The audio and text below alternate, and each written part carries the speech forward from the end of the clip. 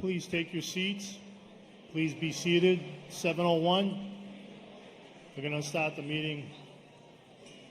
Please take your seats.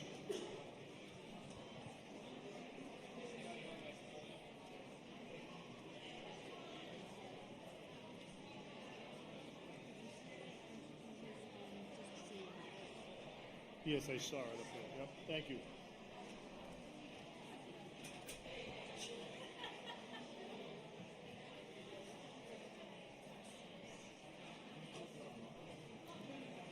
Please take your seats.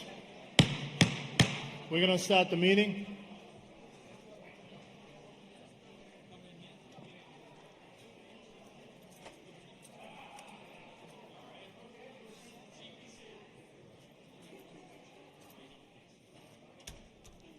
Please be seated.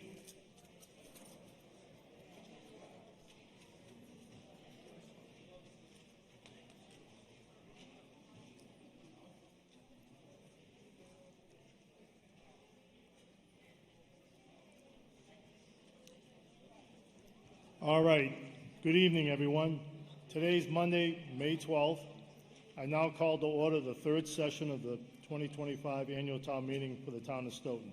This meeting is now in session. This town meeting is being held in person at the Stoughton High School Auditorium at 232 Pearl Street in Stoughton. This meeting is also being broadcast live through the Stoughton Media Access Corporation and is being recorded for future broadcasting. Please rise and stand as you are able and join me in pledging allegiance to our flag. I pledge allegiance to the flag of the United States of America and to the republic for which it stands, one nation, under God, indivisible, with liberty and justice for all. Thank you. Please be seated. See if I can find this cord today. Last week, I introduced all our officials. Again, this evening, joining us is Town Council Attorney Kate Federoff from the firm of Mead, Telemann and Acosta. Are there any town meeting reps that have not taken the oath of office yet? We do. All right, we have one. I'm going to turn it over to, why don't you just, easy to just do it. Thank you. Do you want to stand up? Please stand.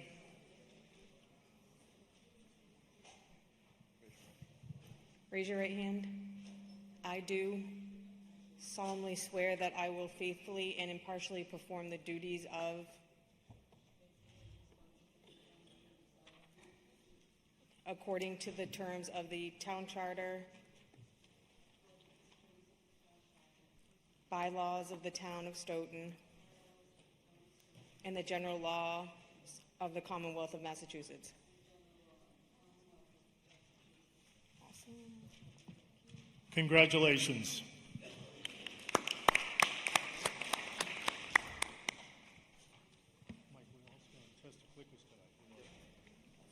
Okay. Next is we have to determine if we have a quorum. I'm going to call on the precinct chairs from each of the precincts. Juan Fox, Precinct 1. 14 for Precinct 1. George Stalinsky, Precinct 2. 14 for Precinct 2. Matt Callis for Precinct 3. 15 for Precinct 3. Julie Gito for Precinct 4. 18 for Precinct 4. Carmel Drews for your Precinct 5. 15, thank you, for Precinct 5. Bob Kirby for Precinct 6. 18 for Precinct 6. Diane Dolan for Precinct 7. 13 for Precinct 7. And David Sheehan for Precinct 8. Hi, Pat. 13 for Precinct 8. Thank you, Pat. Okay, town clerk says, the assistant town clerk says we have 120. And all we need is 85 for a quorum, so we have enough for a quorum to continue with our business this evening. The first order of business is to test our clickers. Everybody should have received their clickers from their precinct chairs. Are we ready to go, Michael? Okay, please vote now. 1, 2, or 3. Test your clickers.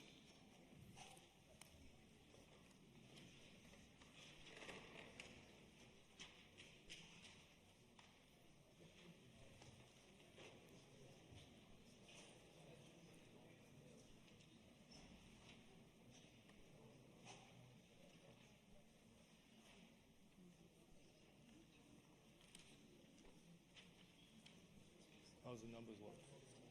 116? All right. I think we're short a couple, but I think everybody voted that wanted to vote, so we're going to move on. Just want a couple of reminders. Procedure motions that were moved and voted on Monday, May 5th, remain in effect. Those procedure motions remain in effect. Please silence your phones so we don't have any ringing going on during the evening. And I just want to remind you, on Wednesday, May 7th, we left off debating the budget, which is Article 14. And since Deputy Moderator Carmel Drews was moderating the budget debate, it would be not, for me, in my opinion, it would not be good to change up in the middle of that process. So I've asked Carmel to continue with the budget process, and she agreed to do that. Carmel?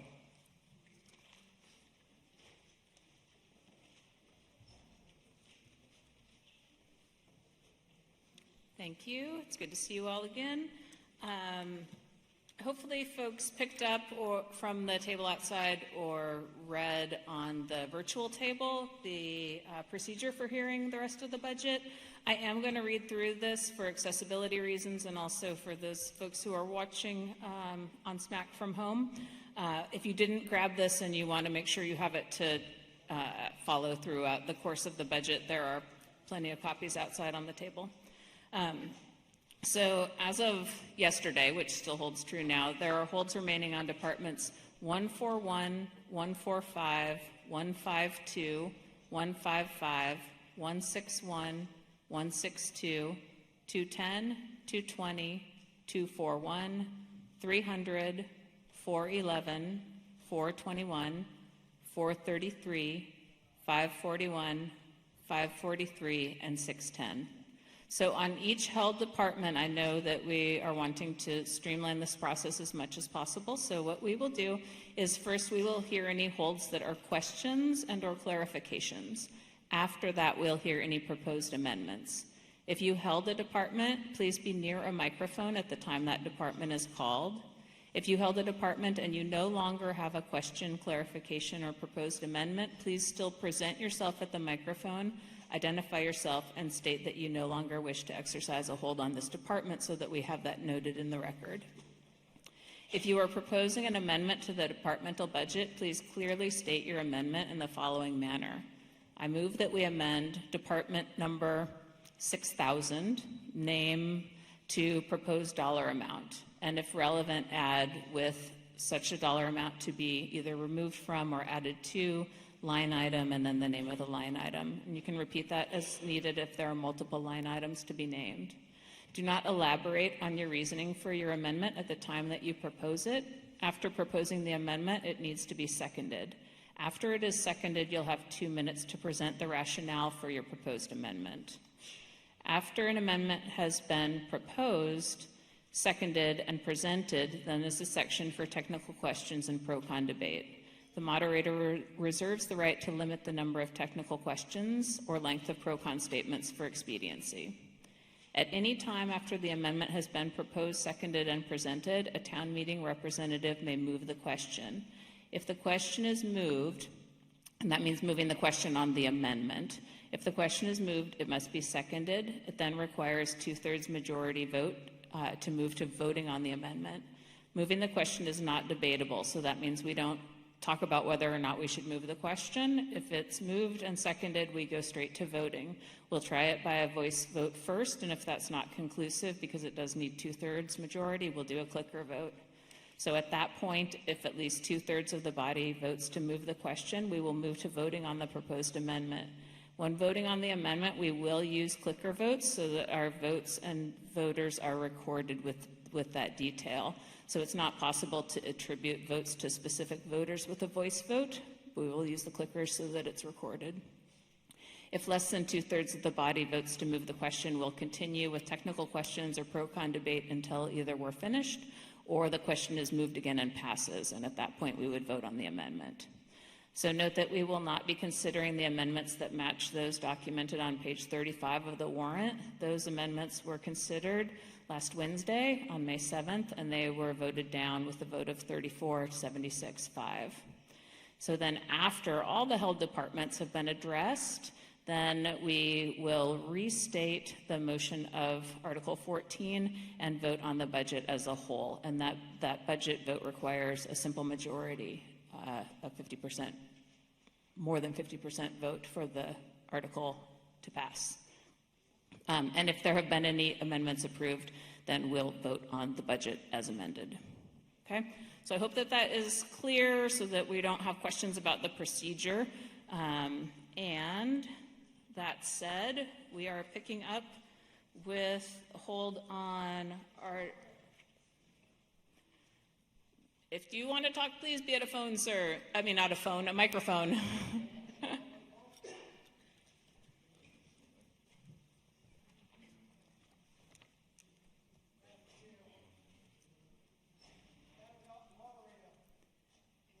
Please identify yourself.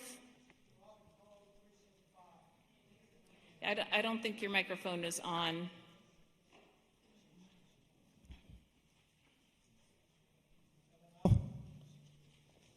Is it better? Yes.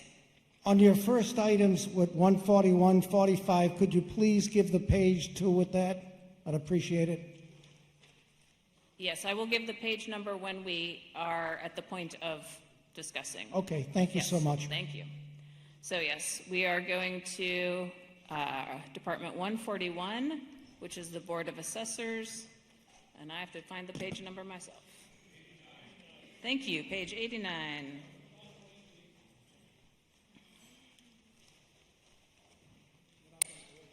Deputy Moderator, we did 141 on Wednesday. We voted that, I believe. Correct. Thank you. I did not check that off. So we're going to Department 145, which is the Treasurer Collector. And that, thank you. Page 92, and we have holds from Juan Fox and David Laurie.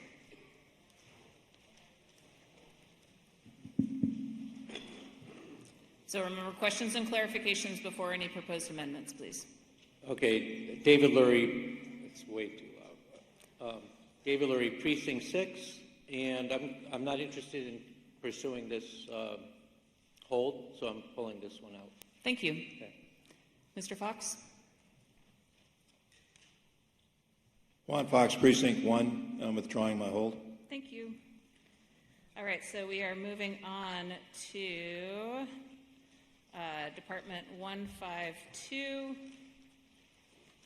which is page 94. We again have holds from Juan Fox and David Laurie. It's got to get repetitive.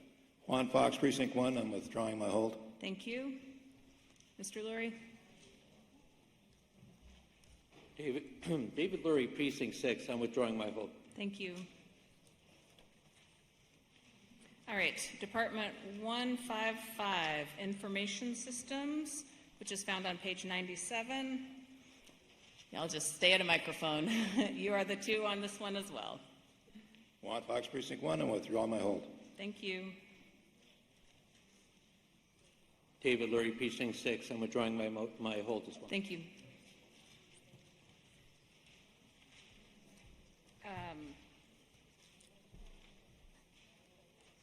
I don't know if there are other people who have holds.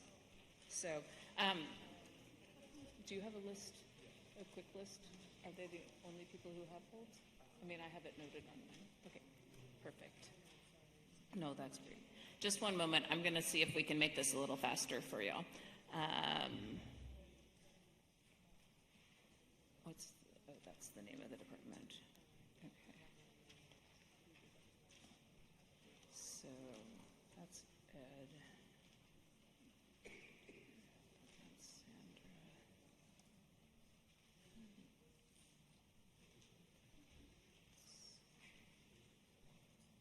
Yeah, I see that in one from Ed. Okay. Would you two like for me to simply read the departments and you can indicate whether you are withdrawing your holds? The majority of the holds are from. Okay, Thank you. So I will summarize for you with the microphone. Juan Fox, Precinct 1, is withdrawing his holds on further departments. Mr. Lurie, are you withdrawing all of your holds, or do you have, can you tell me which ones you want to hold, and then we won't have to go through them line by line?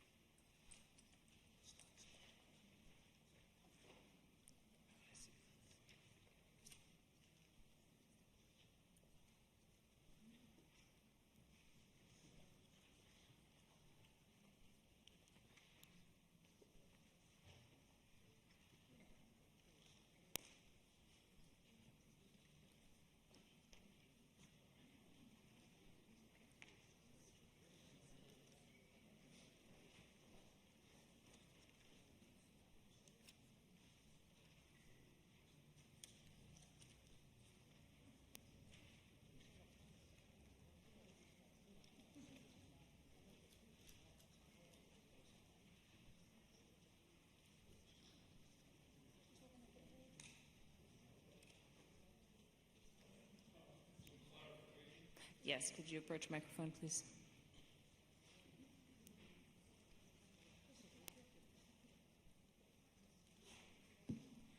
On that screen there, you have to be allocated from local receipts twice.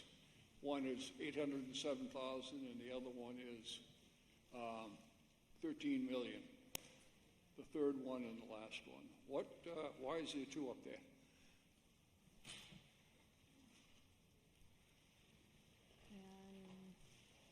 Can the finance director or the town manager field this question, please?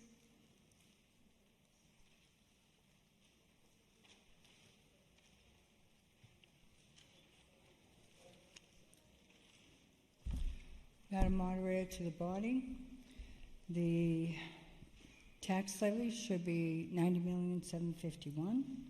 Cherry sheet revenue, $36,083,000. Local estimated receipts is $13,159,267. What it says on the bottom to be allocated from local receipts, the $807,499. Could we please make a note that that's typographical error? That is indirect costs or to be transferred from the Water Enterprise Fund.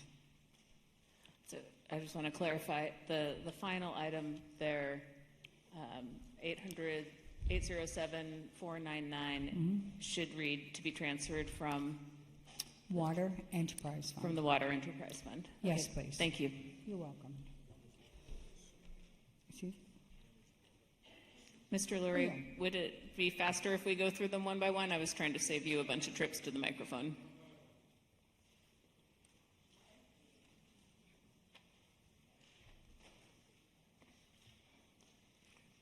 David Lurie, Precinct 6. I'm going to pull or withdraw all the holds except for Department 300, the Stoughton Public Schools. Okay. All right.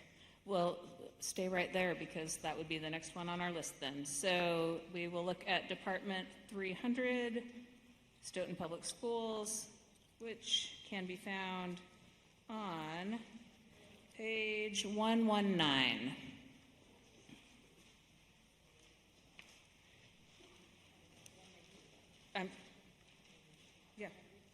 Yeah, 119.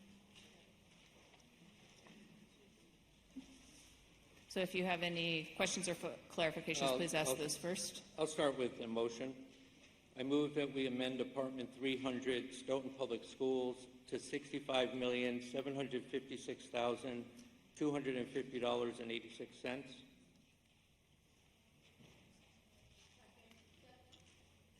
Seconded by Lisa Lyons.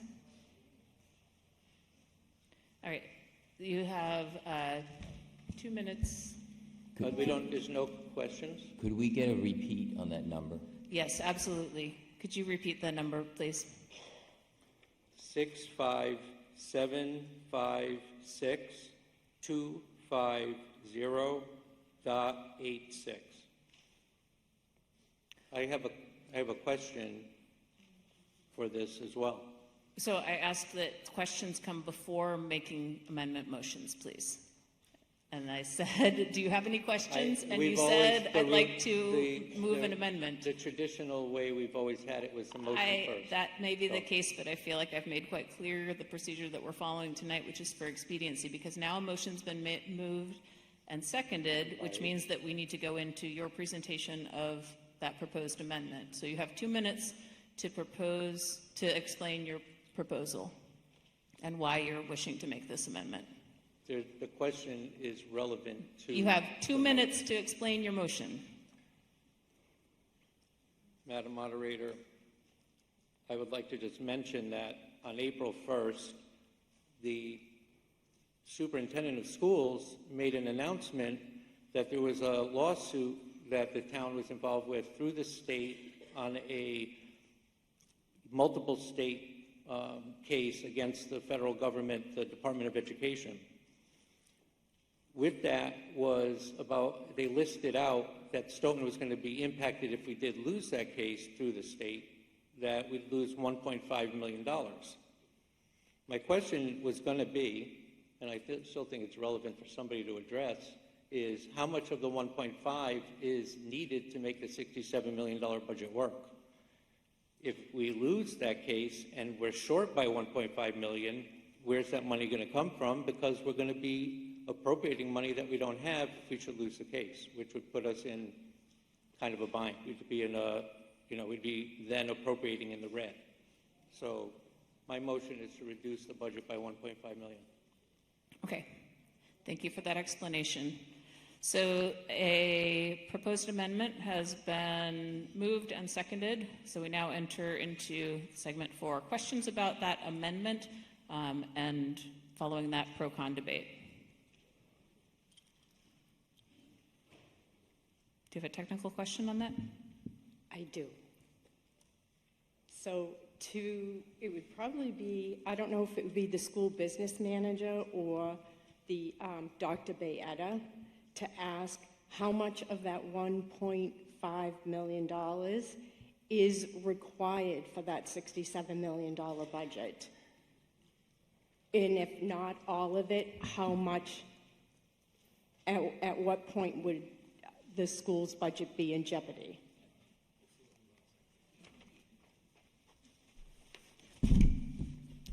Madam Moderator, through you, Joe Byetta, Superintendent of Schools. The case of the $1.5 million is a federal case against the Commonwealth of Massachusetts. It's not a case against the town of Stoughton. So the funding of that $1.5 million, we've been informed to continue with the HVAC system upgrades at the Gibbons Elementary School. That was originally bid out. There was no bidders twice. We then had to go to the IG's office and the AG's office for further clarification. We were able to get the same vendor to then come back at the total price, and the work is to be done this summer. We have information from the Department of Elementary and Secondary Education to continue with the project. What that means, we really don't know, but the $1.5 million is not part of this budget.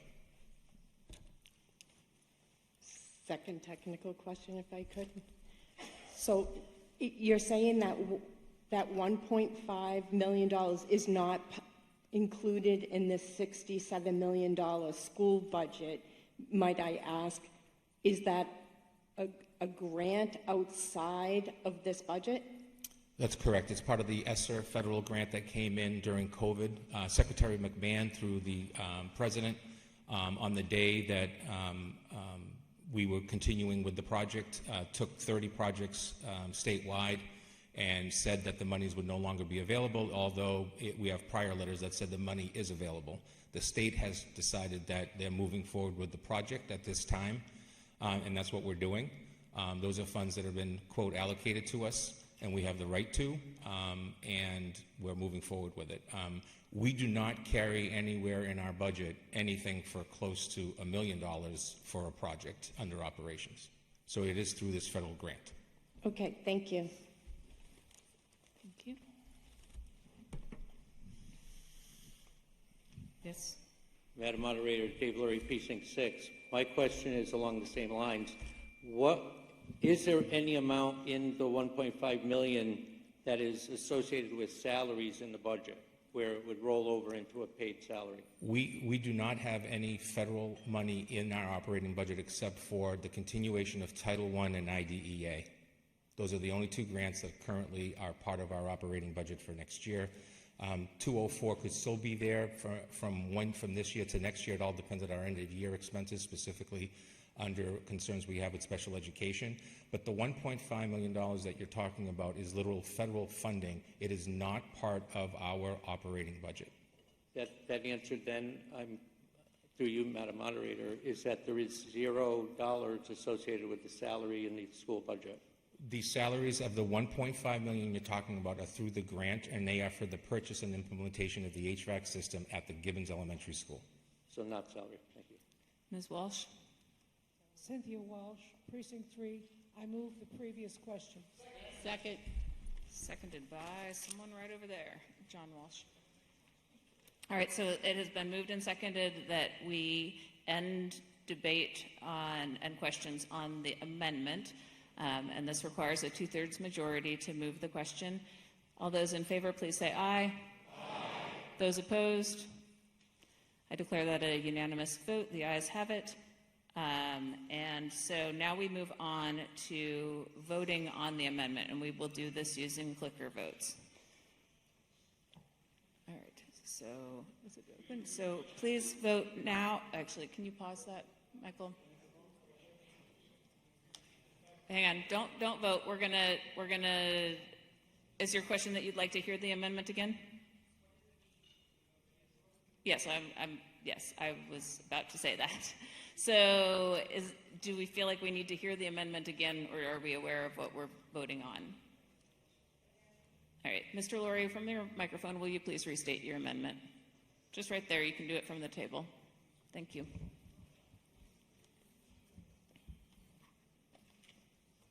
I move that we amend, through you, Madam Moderator, I move that we amend Department 300, Stoughton Public Schools, to $65,756,250.86. So a yes vote will support that amendment and would change the dollar amount in the budget. A no vote would not support that amendment, and if it's voted down, then the dollar amount as stated in the budget without the amendment would remain. Yes, sir. Dr. Baeta. Are we allowed to speak on what this cut means to the operating budget? Or do we need to speak to what it means to the operating budget? The question has been moved and seconded, which is the procedure to vote. Thank you. Yeah. All right. So let me know when. All right. So voting is active now. Please vote. Remember that 1 is yes in support of the amendment, 2 is no against the amendment, and 3 is to abstain.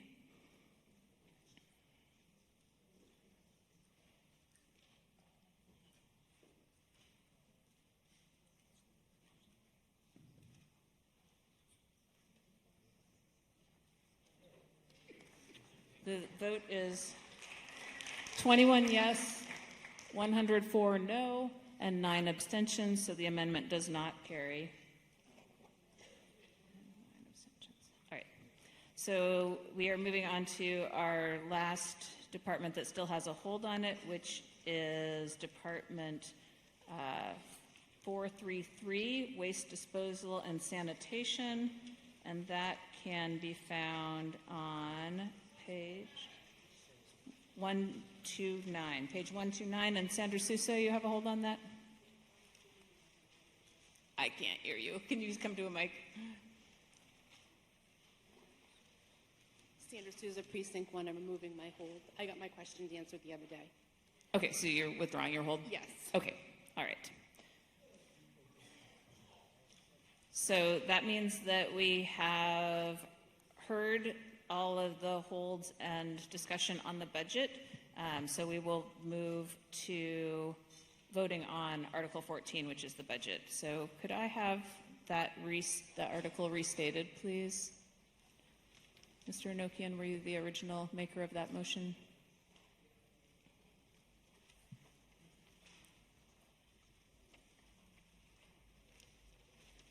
So this is Article 14, which can be found on page 34 of your warrant.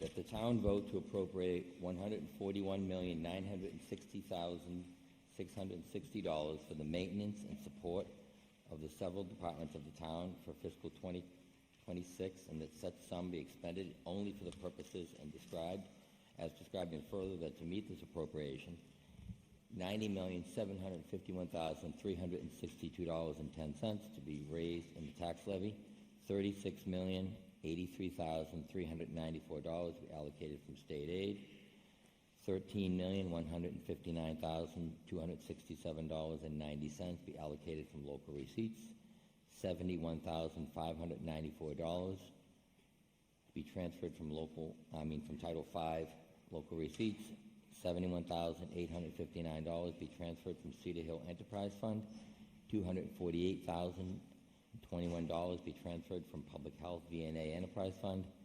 $767,663 be transferred from Sewer Enterprise Fund, $807,499 be transferred from Indirect Cost Water Enterprise Funds.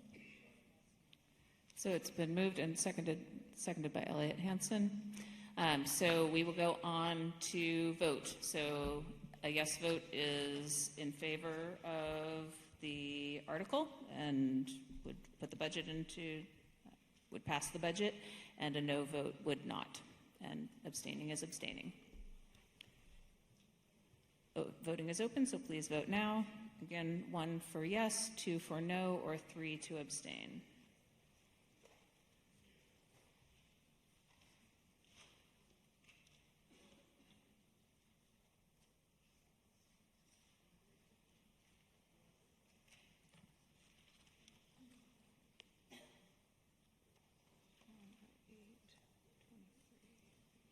The vote is 108 yes, 23 no, and 3 abstentions, so the motion passes, and I declare that a vote.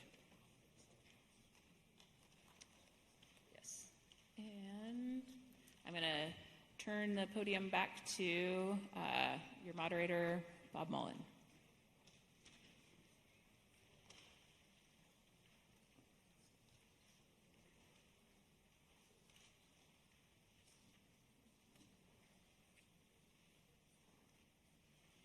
Thank you, Carmel. Great job. All right, next article is Article 15.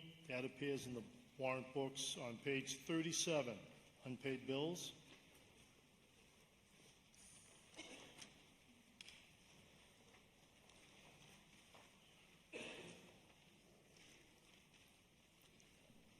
Mr. Nokian, can I have the motion, please?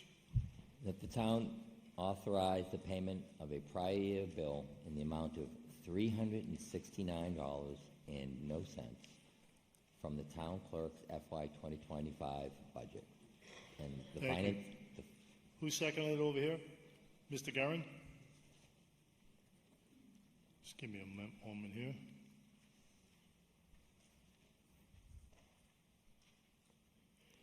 Okay, presentation. Do you want to hear the report? Oh, I'm sorry. Yep, go ahead. Finance Committee voted 13-0 to approve and recommend to town meeting Article 15 as written in the warrant. Thank you very much, Mr. Nokian. Next up is Zaleski, Finance Director. Good evening, Mr. Moderator, members of the town meeting. This is a very simple request to pay an unpaid bill. Are there any questions on this? Thank you. All set, thank you. All right, it's a pretty easy article. Any technical questions? Seeing none. Any pro and con debate? Seeing none. I think it's ready. We can go right to the vote. Yep, go ahead, put it up. Voting is now open. Please vote 1, 2, or 3. Simple majority.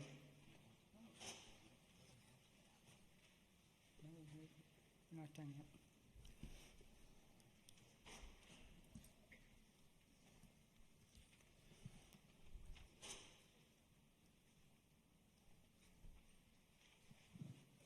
All right, the motion passes. As you can see on the screen, 138 yes, 1 no, 0 abstention. Thank you all for voting.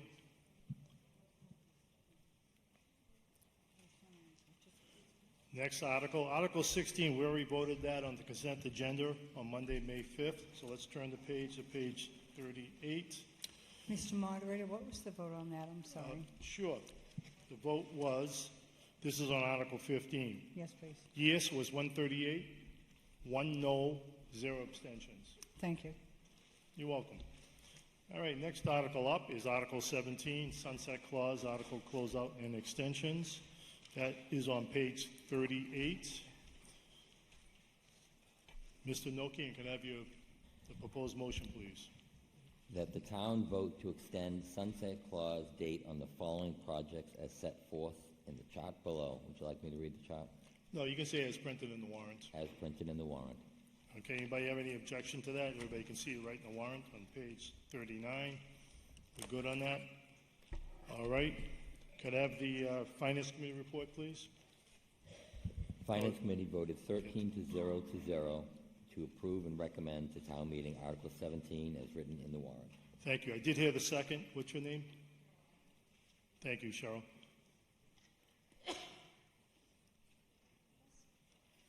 Okay, the motion's been made and seconded. We heard the Finance Committee report. And Biz, are you the presenter? Go ahead, Biz. Yes, sir. Mr. Moderator, members of the town meeting.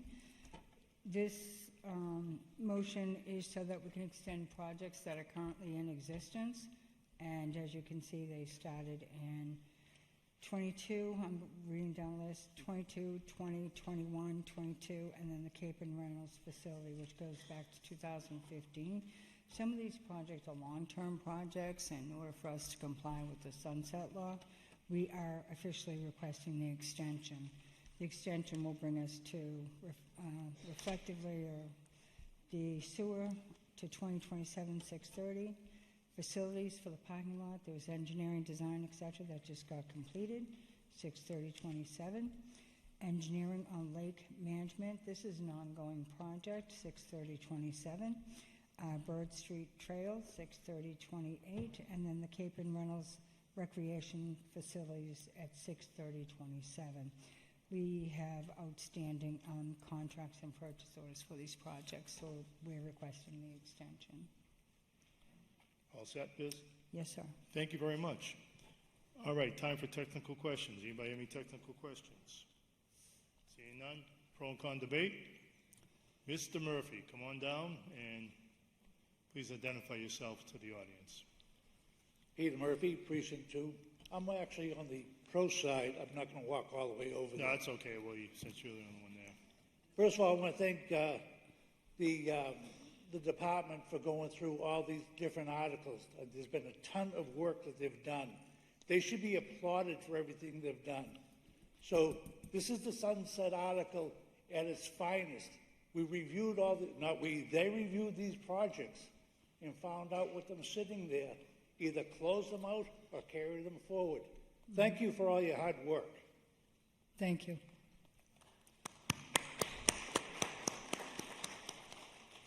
All right, anybody else for pro and con debate? Seeing none. Did you want to do a summary, Biz? No, thank you. Okay, thank you very much. All right, I think we're ready for the vote. Voting now is open. Please vote 1, 2, or 3, simple majority.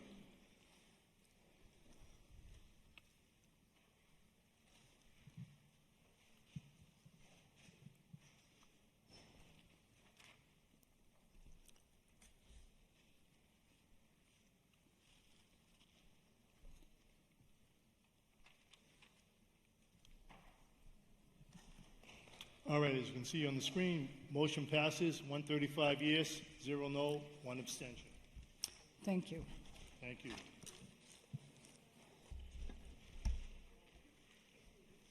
All right, we're moving on. Next article is Article 18. That appears in the books on page 40.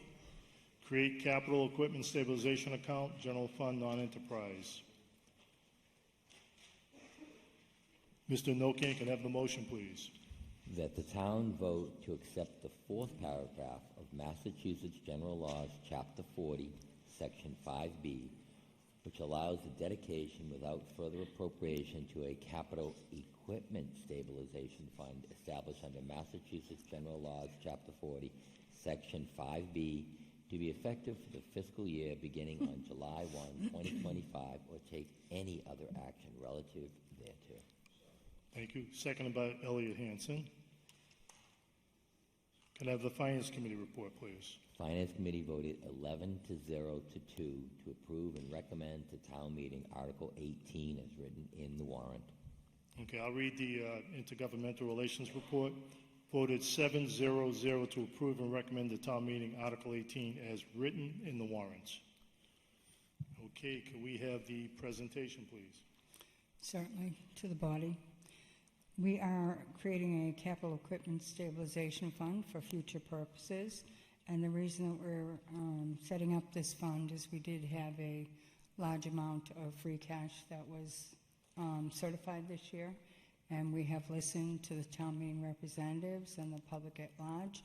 And our job right now is to set up as many savings accounts as we can so we can plan for the future. Are there any questions? All right, time for technical questions. Anybody have any technical questions? Seeing none. Pro and con debate? Sure. Mr. Lanahan, please identify yourself for the audience. John Lenahan, Precinct 1. I guess I'm wondering why we need a separate capital equipment stabilization fund as opposed to just a stabilization fund. And I'll ask a second question after. Okay, on the stabilization funds, they're called special purpose stabilization funds. So once we put money aside in a general stabilization, that can be used for pretty much anything. However, it's recommended that a general stabilization fund, once it's set up and we continue to put money in it, we do not touch it. We want that to stay and grow, and that provides a level of stability when we go out to our bond council, where we're going to bond loans and stuff like that. So that's like putting all that money in a CD or hidden account, you don't touch it. The other stabilization funds allow us to go out and buy capital purchases. Let's say we have a dump truck that just got towed for some reason. We'll get some insurance money, but we're also going to need money to fund that, and this is the best way to start the capital project or capital equipment purchases for various things. Thank you. And what would it require to take money out of this capital equipment stabilization fund? As the stabilization gets set up by town meeting, the money also gets voted out by town meeting. And I'm not sure right now if they change the votes to 2/3 or if it's majority. Okay, we'll ask town council. To pull from a special stabilization for that particular purpose. If you're being true to the purpose, it's a majority. Simple majority. And from a general stabilization, it's 2/3. Could you repeat that one more time, please? To withdraw money from a special stabilization, it's a simple majority vote, so 50%. To pull from the general stabilization fund, it's 2/3 vote. Thank you very much. Any other technical questions? Lisa, could you identify yourself, please? Hi, Lisa Lyons, Precinct 2. So in line with what you were just saying in terms it's generally considered better policy to set up multiple stabilization funds. What is the general recommendation? Is it also generally recommended to save a percent of one town's overall budget to go toward a stabilization fund in terms of policies that would be set up by, like, for example, the select board? Could we have an Could answer? you repeat that question? So I'm just trying to get a feel, because you were saying it's generally good practice to have more than one stabilization fund, to the prior speaker's question. And so my question to you is it also generally accepted good practice for a town to be saving a percentage of their budget to every year to go to a stabilization fund which would in our case be set by the select board? No, there's no generally accepted policy either with DOR or with the municipalities. The reason being, each town is in a very different financial standing every single different year. This year, and for years to come, we happen to be in a very premium financial position. So we've set up these funds so that we do what the legislative body has asked us to do, which is to save money for the future. So in a general stabilization fund, as indicated by Elizabeth, it requires 2/3 to take that money out. It's the way it should be. It's like your savings account. We shouldn't take it out for a vacation or for a want, only for a need. But in these other specific purpose accounts, like you'll see, saving for a fire truck or saving for capital needs, we can take that out with a simple majority, and typically we'll do that when we've saved enough money, earned enough interest, and been able to avoid interest expense on borrowing. But there's no policy provided by the state government, DOR or DLS, because 351 cities and towns all have a different financial standing. We just happen to have a very good one right now. I'm sorry, clarifying question to my question. I understand that it's different for each town, but there's the General Finance Officers Association generally is the gold standard of policy making, and they recommend putting a certain percentage. And Is this a question? Yes, and I'm asking that wouldn't it be wise for our select board to set up a policy like that? No, we don't report to that agency. We report to this legislative body.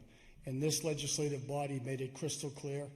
We want to save as much money as we can, and we want to utilize it as brilliantly or as strategically as we can.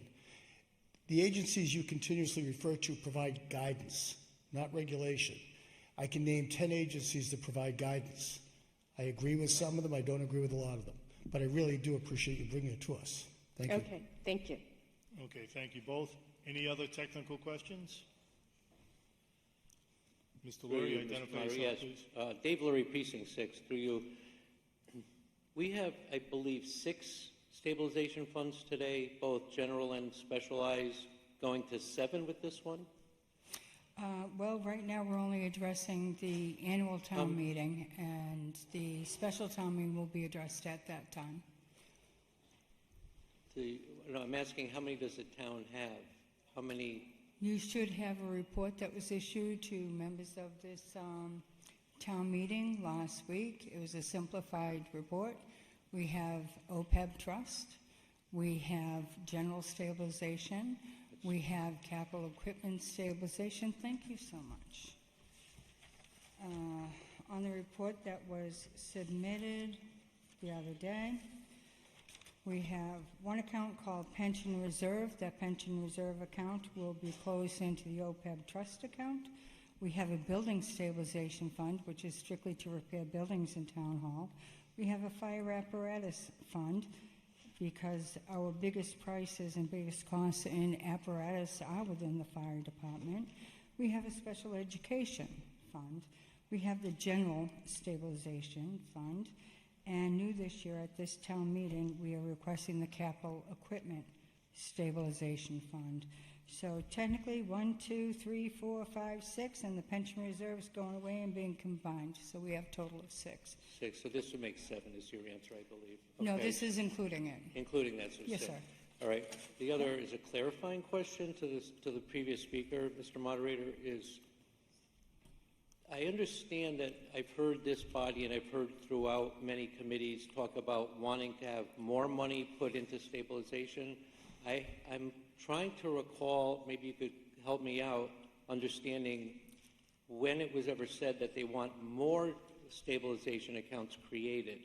I never heard anybody clamoring, oh, we don't have enough stabilization accounts. Maybe help me out. Was it said here? Was it said somewhere in a committee? Was it said at the board level? I don't know where that was said. I've heard it many times, Dave. I've heard in my first year here that the town wanted to save for its future instead of using debt consistently. And so given this opportunity that we've had through Elizabeth's forensic accounting and the voluminous amount of free cash we have, we had to make decisions on how do we save that money? Where do we get the best interest rates on our money? How can we protect it against frivolous uses? But I can tell you a dozen times I've heard from individuals and from the body, we want to save money. Did we get into what type of depository policies we should have? No, that's a policy that the board makes, and in their wisdom, they made it. And I think we should be just celebrating that we're in such wonderful financial condition right now. Thank you. Thank you. Okay, thank you both. Any other technical questions? Okay, let's move into pro and con debate. Anybody for pro and con? Okay. Mr. Lurie? Dave Lurie, Precinct 6, through you, Mr. Moderator. The problem I had, both when we were having our public hearings and all the way through the entire season of budgeting, was that if you have a lot of money and you have to put it somewhere, stabilization is the correct way to do it. There was always consensus on that. Nobody ever argued about how much we needed to do that. It buoys our bond ratings. It helps us on those rainy days. It helps us in a big way. We all want to see that. When I look at too many stabilization accounts, I get concerned because you have to vote it out individually, and it has to be for the very specific purpose of that specialized stabilization account. I just want to see the Finance Committee that's coming up in the next year put a study together with the Division of Local Services to actually determine if it's better to have a general stabilization that's protecting the town, that you leave it alone unless there's a real event that you actually need for that rainy day, and another one that covers everything else that requires more liquidity, where you have to purchase things with cash, and you want to be able to get that out from a more universal category of stabilization. I just don't like the fact that, we need money here, but we have to vote it, money in, then we have to vote it out from all these different types of accounts, and it makes it very hard to budget. And I just don't want to be hemmed in to all these specialized accounts. So I just want to see that happen in the future, and that's my concern. Mr. Moderator. Yes. I don't disagree with Mr. Lurie. I think bright people from all corners of this room could intelligently debate where the money should go, how it should be used. So no objection at all. It can go in a lot of different areas. But as the body may recall, we began the budget process 8 months ago. And in that first meeting, the policy makers of the town, your select board, gave us guidance. And they take their policy guidance from you. And that's when they decided to let's set them up into these buckets. And I know Elizabeth wants to speak on this. Into these buckets so that we save the money for its intended purpose and not for something that's the shiny object of the day. That's prudent financial planning. But we just didn't pick these out of a hat. If you recall, when I first sent you a letter, I said these were the policy guidelines of our policymakers, and we worked within that framework. If I may, Mr. Moderator, I think Elizabeth would like to add to that. Mr. Moderator, Okay, go ahead. I think you have a hand up over there. Right, but did you want to explain a little more, Liz? Or? My explanation would be that to keep these separated, and the only way I'm going to put this, and it's not intentional way I'm going to put it, but when you put everything into a single stabilization fund, that leaves the ability to raid that stabilization fund, so to speak, for whatever you want. But when you give them specific purposes, it has to stay within that specific purpose, and that becomes a guardrail or a guideline on how we can fund these things. Thank you. Cynthia Walsh, I saw your hand up. It's not on. The microphone's not on.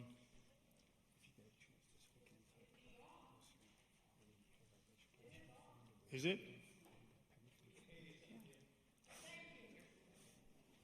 I'll use my playground voice.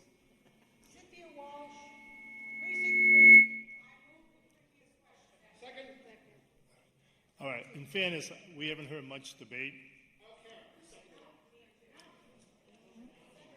Excuse me, the moderator's discretion. All right, we only heard one. You are the people, but the moderator rules the town meeting. His or her discretion. Lisa, did you want to identify yourself and be quick about your Yes, comments? hi, Lisa Lyons, Precinct 2. So I'd like to commend the town manager and the finance director for following guidelines set by the select board. I'd like to see the select board put actual policies that can be followed from year to year, that this legislative body and those who vet the budget can be done publicly and at the budget stage, as opposed to here at town meeting, to try to address this body's concern of town meeting taking a long time. And my second point is to the debt inside the budget, because my goal is always to be concerned about protecting the taxpayer. And I see that through the Finance Committee, our debt service meant to fund long-term projects is decreasing which is allowing more money to flow into this budget, as opposed to carving out that piece to fund these very important capital projects. Thank you very much. Okay, thank you very much. Anybody else? Carolyn, excuse me, sir. We only had two I'd like to hear from somebody else. Thank you for reminding me that you moved the question. I appreciate that. But I'm going to use moderator's discretion. Carolyn Campbell, can you identify I was just going to yourself? ask to move the question, and at this All point, right. Well, thank you. Thank you. I see no more pro and con debate, so now we can move the question. We have to have a little debate here, sir. That's why everybody's here. You don't have to. Look, you've been rude to me a couple times. If you're going to continue to be rude, why don't you step outside and calm down a little bit? Well, that's fine with me. We can step outside, but then I have to ask the deputy moderator to take over. But please, let's be cordial. Let's be friendly. We're all neighbors here. All right, so we're going to move the question. All right, requires a 2/3 vote.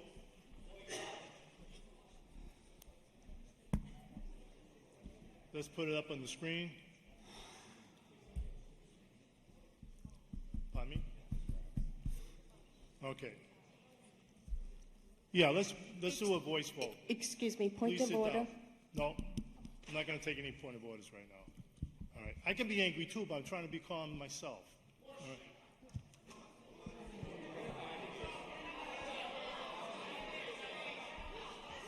All right, everybody, come on. Everybody just take a breath here. Let's continue with the town business. Well, okay, everybody, come on. Everybody, let's calm down. He's going to be insulting. If I was him, I'd probably step outside the room for a moment or two. But he's probably not going to move. But let's continue with the business here. I wanted to ask for a voice vote to move the question. All in favor, say aye. Aye. All opposed? Okay, well, only one no. Sorry, Eric. I'm going to ask town council just to give us clarification on the quantum of vote for this article. The quantum for this vote is 2/3. It's always 2/3 to create any type of stabilization account. Again, a special stabilization account, once created and once there's money inside of it, to withdraw that money, it's a simple majority. But for tonight, to create it, 2/3. Okay, everybody clear? 2/3. All right, are we ready to vote? Okay, please vote now. 1, 2, or 3. Yes, no, or abstention.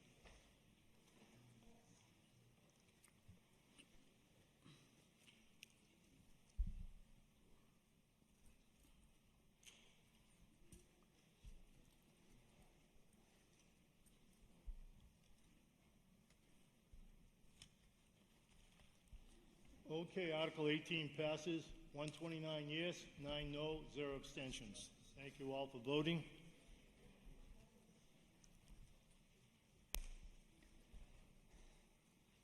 All right, let's move on to Article 19. It appears in the middle of that page. Deposit the capital equipment stabilization account, general fund, non-enterprise. Mr. Nokian, can I have the proposed motion, please?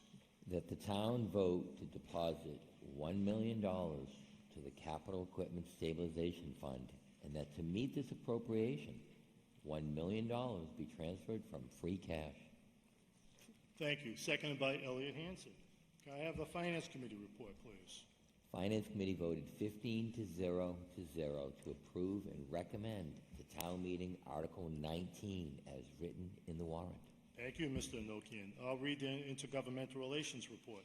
Voted 7-0-0 to approve and recommend the town meeting Article 19 as written in the warrant. All right. Biz, you're up again. Thank you. Any questions on this article at all? Any technical questions? Jim, please identify yourself, please. Jim Garrett. Yep. Jim Garrett, Precinct 6. I believe this article is a bit premature. We're putting money from next year's budget. The microphone's not working too well. Can you speak louder? Is it on?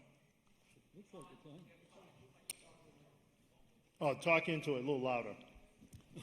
Sorry, it's what that tells me. That's all. There you go.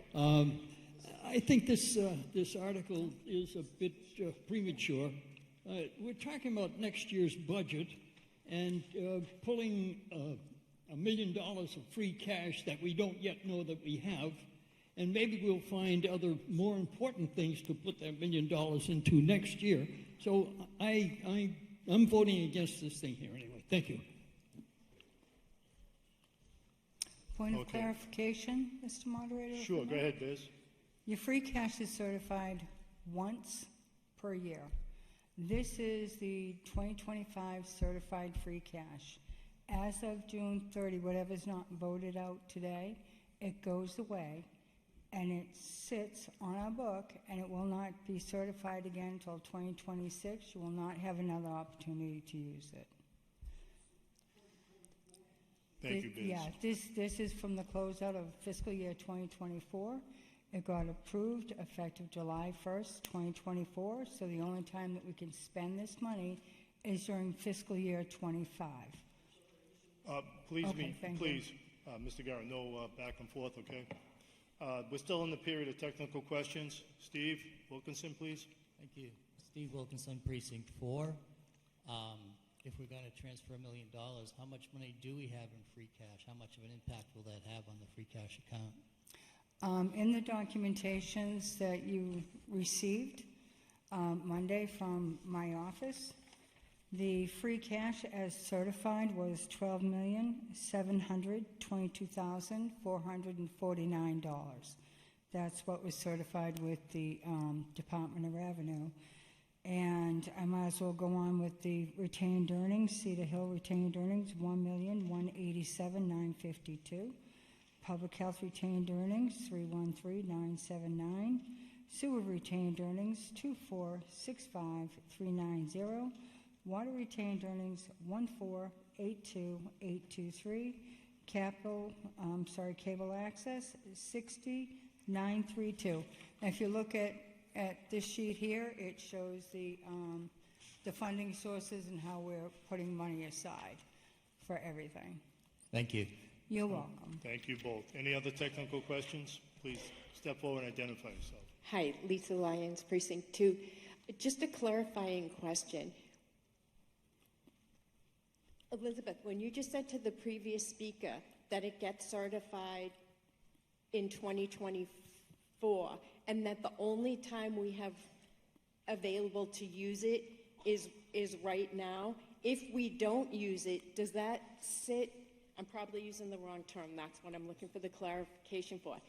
That doesn't mean the money goes away. It means what? Can you help clarify that? It's not, does it become excess capacity or does it remain to be free cash? No, excess capacity is totally something different. Okay. All it does is it sits on the book and it goes back into what's called the undesignated fund balance, and we go back through the reconciliation process and the approval process from the Department of Revenue. The point of free cash is to put it into savings accounts and budget for various capital projects, which is what we are doing. And that's the point of free cash. You decide that you're not going to use any of this free cash. It sits on my book, and then next year I can come back and say, oh, I got $20 million free cash, and we can start all over again. Okay, Our that was best the bet is to put this money aside for the future. I just want to clarify that. Okay, It didn't thank you. disappear. Thank you. Carolyn Campbell? Hi, Carolyn Campbell, Precinct 4. I just have a quick, also clarification. So if I'm understanding correctly, if we don't use the free cash now, it sits in the undesignated fund, and we cannot use it for free cash in the fall town meeting or anything, because now we're into another fiscal year, and we have to wait till it's certified again? Yes. Thank you. You're welcome. Okay, any more technical questions? Mr. Lanahan, did you have one?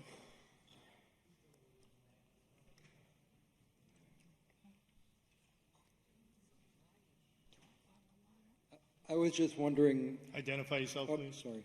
John Lenahan, Precinct 1. I was just wondering what restrictions or lack thereof there are on how to invest these various funds over the course of the year. Okay, could you say that again? I didn't quite hear it. Yeah, I was wondering how they can be invested in terms of return. As they're Oh, sitting how there. we invest? I mean, how somebody invests is different than what regulations are in place relative to it. We have to follow certain investment regulation rules, which are part of our policies, I believe, and we have to follow strict guidelines as far as what we can do and what we can't do. We can't just go out and invest in treasury bonds or put in a CD. There's a certain requirement. It's called an MMDT account that we invest in. Is there a place we can see that? No, not really. I will see what I can do. If you want to contact me in my office on Wednesday, I'd be more than happy to try and address that for you. I do not have a direct answer for you tonight. Okay, thank you. Okay, you're welcome. Thank you. Any more technical questions? Seeing none? Is it you in pro-con debate or technical? Through Mr. Which Moderator, one I'm are you? David Lurie, Precinct 6. I'd like to make a motion to amend the amount to deposit $1,000 to the Capital Equipment Stabilization Fund. Is there a second? Seconded by Jonah. Your motion was to deposit $1,000 into that stabilization fund.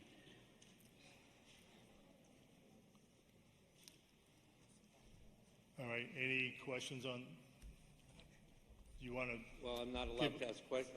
I'm No. not sure what No, the no. rules are. Help me out, and then I'll... Well, I'm going to allow some questions on this.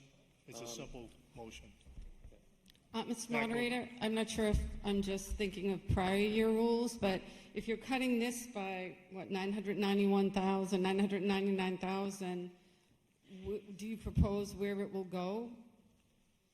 I'm not inclined Yes. to, understand this article unless I know, is there a purpose for it, or will it just sit there hanging? Well, it's in free cash. The money's coming from free cash, so I'll ask. It'd resort back to the free cash fund balance. Stays in free cash, right? My question was more if the prior speaker has a plan for it, or if he's just trying to cut it. I think that will impact how I vote, at least. You want him to elaborate a little bit? If you could just say if he has a I plan won't have for to it. elaborate. Yeah, it's the wrong stabilization. I want to put it in the correct one. We decided in the last article that more stabilizations were better than less, and I have a better one for this money. Okay, all right, thank you. That's it, yeah. Thank you. Okay, on the motion, any other technical questions before we move on? Pro and con debate? Anybody? Sandra, please rise and...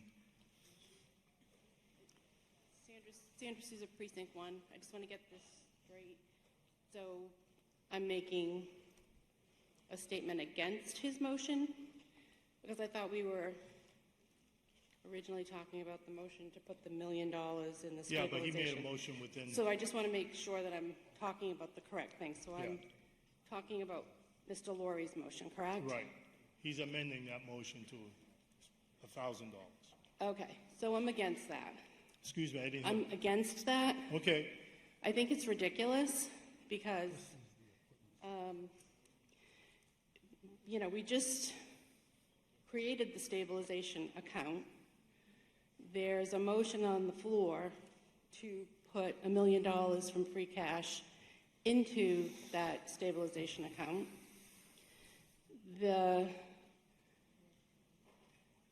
Our town manager and our town accountant just explained the rationale behind that, and now we have a motion from the floor to reduce that to $1,000, which is kind of ridiculous. And I feel like we're in a tug of war with this budget this year, and they're playing games, and I'm kind of tired of it. So I'm completely against this. I think that it should be voted down, and we should go back to the million and either yay or nay on that. Okay. Thank you. Thank you, Sandra. Let me step it back a little bit. That was an amended motion. I did not receive your amended motion 48 hours in advance. We're no longer in the budget. This is articles.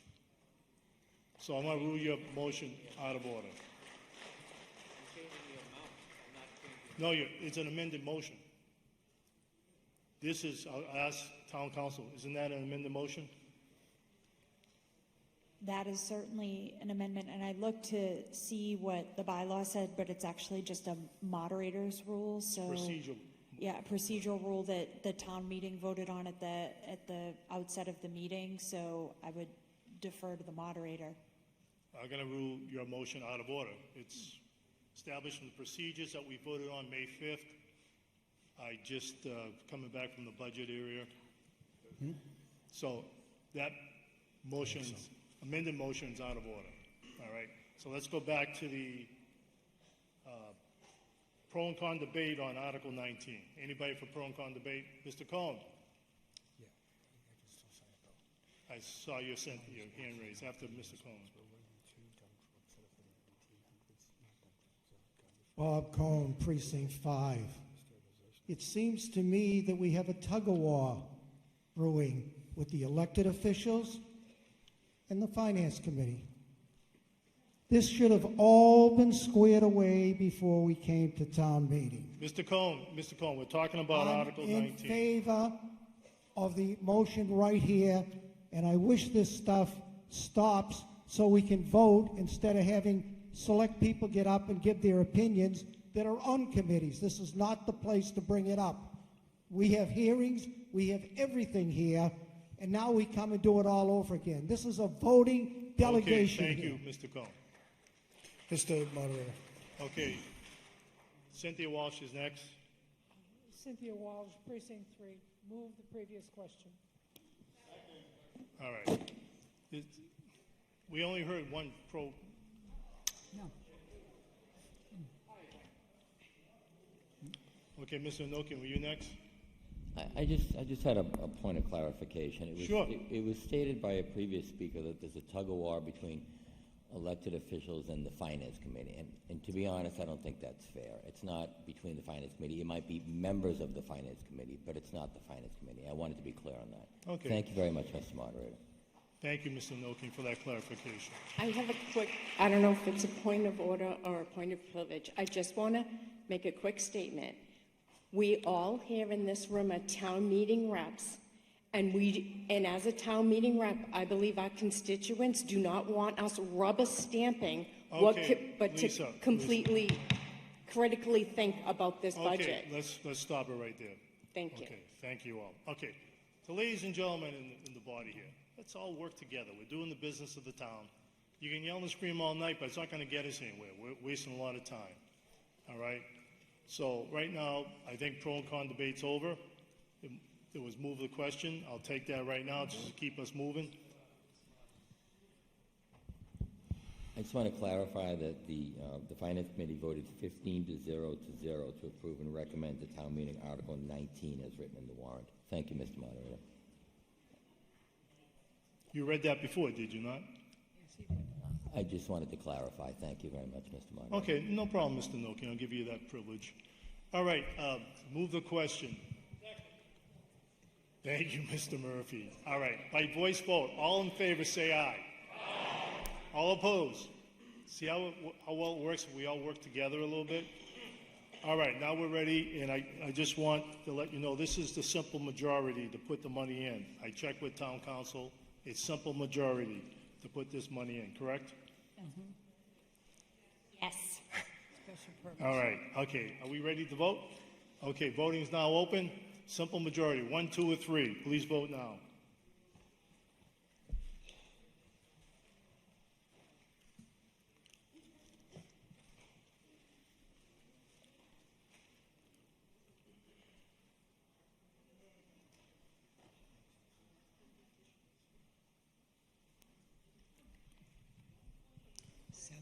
All right, Article 19 passes, 128 yes, 7 no, 0 abstention. I declare that a vote. Thank you.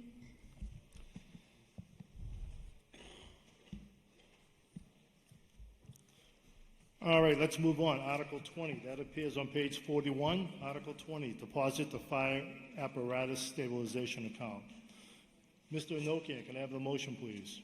That the town vote to deposit $1,150,000 to the Fire Apparatus Stabilization Fund, and that to meet this appropriation, $1,150,000 be transferred from free cash.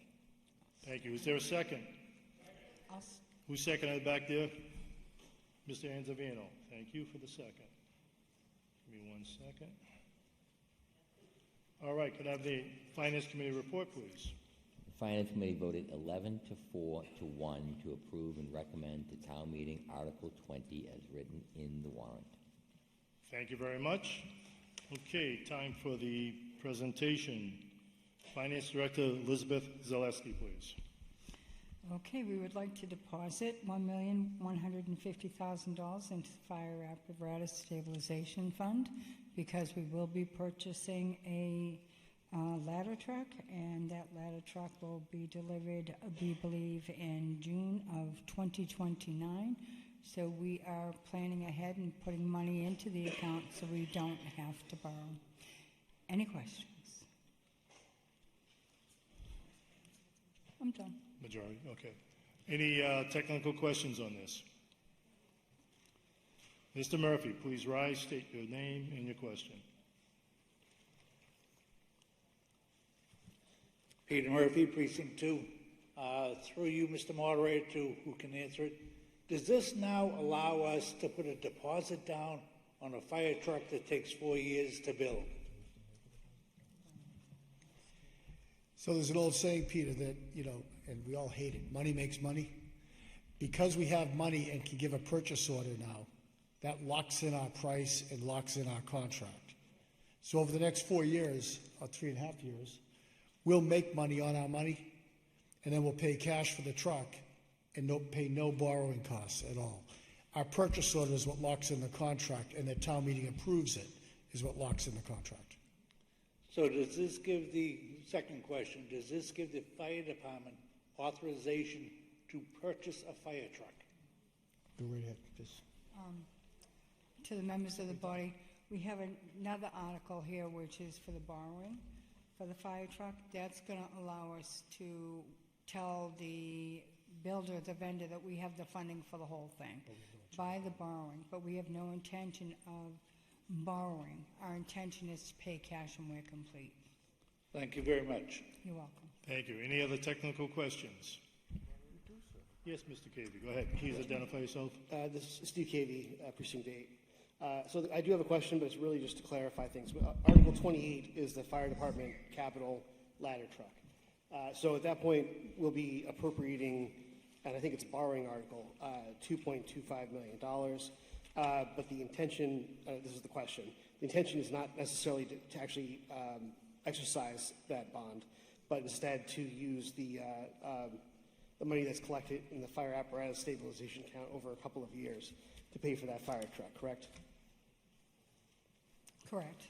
Okay, and just also, second question is, the reason why we're doing that is that the town meeting has to appropriate funds for the fire truck now, and we can't wait to appropriate it or expect future revenues that will be put into the fire apparatus stabilization account to cover that. So in order to follow Mass General Law, we have to appropriate it as a bond. but not necessarily borrow it, because we could just use the cash we have in that account when we get to the end of the line and actually have it all available. Is that correct? Correct. Thank you very much. You're welcome. Okay, thank you both. All right, we're still under technical questions. Mr. Cohen, do you have a technical question? Please rise and identify yourself, please. Bob Cohen, Precinct 5. Is this going to give us 2 ladder trucks? Just one. Where's the other one going? We have one now. Well, this is just Oh, going no, in. this will give us 2. We're going to be getting the second ladder truck. Well, I'm going to ask, how many times has the ladder truck actually been used? Excuse me, hang on, before we start answering that, this is just the deposit money into the fire apparatus stabilization account, that's it. I'm asking the question. Well, the reason why I'm trying to tell you, Mr. Cohen, is this is only to put money into this account. Nothing, Well, they're going to purchase this vehicle, am I correct, sir? I don't know, we haven't gotten to that point yet. Well, they just said it. Oh, different now? So Right, well, I just don't want to argue. that's the next article, right? Okay, correct. All right, why don't we take it up now since we're. No, gonna spin around absolutely. here. Excuse me, Mr. Cohen, what was Please your answer question his again? question. How many times has it been used? Yes, how many times has that ladder truck been hoisted and used in a fire in Stoughton this year? Over the last 2 weeks? Over the I'm last asking two, you over the how last much- 2 weeks, we've had 5 fires. One at Wheeler Circle, Bennett, the Bennett Drive Apartments. Yesterday was a 1-story on, down off of Lakewood, so we didn't actually use it, but let's not forget that the ladder truck is basically, if you think of it this way, it's a toolbox to the fire. Just because we didn't raise the aerial doesn't mean we don't use every piece of equipment off of it. It carries different things than the engine does. Didn't we have a second ladder truck down at the station on Central Street? So let's not, so I think there's some confusion. This is to replace the 1988 ladder truck. Since 1974, Stoughton's had 2 ladder trucks. Always one primary and one reserve. When our ladder truck, our ladder 2 we run now, got in an accident and went out for 6 months, we had to run that 1988. She's been good to us, but to the point where it ran an E1, they put the coolant through the transmission and it exploded, and it was not worth putting more money into a 40-year-old vehicle. So we retired that, and we've had this on our vehicle replacement policy for years, but it's time. The problem is it's going to take 3.5 years. Okay, thank you. Thank you. Okay, we're still on technical questions. Anybody else with technical questions? Seeing none, pro and con debate. Mr. Lurie? Let me go first. David Lurie, Precinct 6. This is the stabilization account that I wanted the last vote to go into. This was where the million should go, and here's why. We did a great job in this town, actually the history of the town, of getting stabilization. We've had $5 million a year because we always had reserves baked into these old projects that just sat there waiting for somebody to just take the remaining money. This accounting department did an excellent job of scouring all those past projects, I think going back to the 1990s, and now we have this giant sum of money. What it means is that while we can put the money away, we're not going to see these giant surges of free cash in the future to be able to buy stuff with cash. My concern then is that if you only put in half the amount needed to buy a fire truck, we're going to end up having to borrow because there won't be enough free cash in the 4 years from now because of the way we've took care of front-loading all this free cash now. It should be in stabilization, correct, but it should be in one of these specialized stabilization accounts to be able to use the cash for that very purpose. But now it's been parked over in the equipment category. I guess you can't buy a truck with an equipment stabilization account. Maybe I'm wrong. Maybe some specialized accounts have flexibility baked into them. I don't know. But I'd rather see, while we have cash, money being put into a very expensive apparatus so that we don't end up being forced to borrow because there won't be a surge of cash available later. Put it into the stabilization account now so that we could then purchase with cash in 4 years instead of being, oh, well, I guess we have to borrow. Your cost for that vehicle becomes very expensive when you have to put a term of whatever, 10 years on it, whatever it's going to be. That's why we should have been putting the $1 million into this one, not the last one. That's my argument. Point of order, Mr. Moderator? Yes, Mr. Article Colburn. 19 Please was- identify yourself, please. I'm sorry, Pat Colburn, Precinct 4. Article 19 was already voted, so there's no point in discussing about that. Anybody's free to stand up and reconsider at the end of town meeting, but we already voted on that. What I wanted to say on this one is I'm for it, but I just wanted to thank the finance director for the blue page, because I was going to stand up at every enterprise account and ask the balance, and now I don't have to, so thank you. Okay, thank you. Anybody else for pro and con? All right, seeing none, this is a simple majority to deposit into the fire apparatus stabilization account, correct? Simple majority. Are we ready to vote? Please vote now. 1, 2, or 3.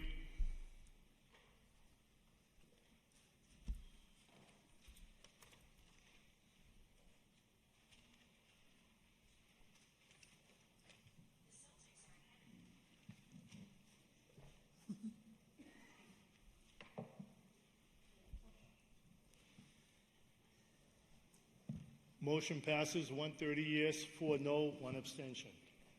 Declare that a vote. All right, let's move on. We move to Article 21 that appears on page 42, rescind unauthorized and unissued borrowings. Mr. Anokian, can I have the motion, please? That the town vote to rescind the unissued borrowing authorization approved under certain previously voted town meeting articles as set forth below. Would you like me to read the chart, Mr. Moderator? No, you can say as printed in the warrant. As printed in the warrant. Any objections? Seeing none, can I get a second on that motion? Who seconded that? Mr. Scardino, thank you. Can I get the Finance Committee report, please? Finance Committee voted 13-0 to approve and recommend to town meeting Article 21 as written in the warrant. Thank you very much. Finance Director Elizabeth Zaleski, please. Quite simply, this article is to rescind borrowing. For a number of years, we borrowed for projects. We didn't need to borrow all of the funding. We're rescinding the borrowing, which goes back into our credit rating. There's no financial return to anything. It's just closing out, let's say, a credit card revolving fund type of thing. So by doing this, we'll be putting $5,526,961.29 back onto our book for potential borrowing in the future. That's it. Okay, thank you very much, Biz. All right, time for technical questions. Any technical questions? Mr. Lanahan, please rise. Identify yourself to the body, please. John Lenahan, Precinct 1. Isn't this actually authorized but unissued borrowing? Again, what was your question? In the title, isn't it actually authorized but unissued? Well, that's the title. It could be the same thing, authorized, unissued, or unissued borrowing. They pretty much stand for the same thing. So let's say we borrow $100,000. We didn't, or we authorized to borrow 100, but we did not borrow the whole thing. Let's say we have 73.5 remaining. We're just rescinding that borrowing. We don't need the money. We want to get it off the books. So Yeah, I just didn't want it to look bad, like we've been spending unauthorized money. The town meeting voted for it, right? Oh, yeah, we don't spend authorized money. We don't borrow money if we don't need to. We only borrow what we have to. Okay, thank you both. Any more technical questions? Seeing none, pro and con debate. Mr. Murphy, please identify yourself to the body. Peter Murphy, Precinct 2, same reason as before. I'm not going to walk over to the pro mics. This, again, is the work of the Finance Department. Their budget was put into question because of the work that they were putting in. The reason they needed the extra money in their budget was to go through all these articles. And with all their hard work, their diligence and all that, they cleared up $5,526,009, whatever. You can see up on the board. Again, as the author of the Sunset Clause, I take great pride in this here. I also applaud the department going through article by article. And I know Biz put many, many hours into it. And again, thanks. Thank you. Thank you very much. It's okay, you can clap. Thank you, Biz. All right, pro and con debate. Anybody else? Seeing none? All right, simple majority. Are we ready to vote? Please vote now. Voting now is open.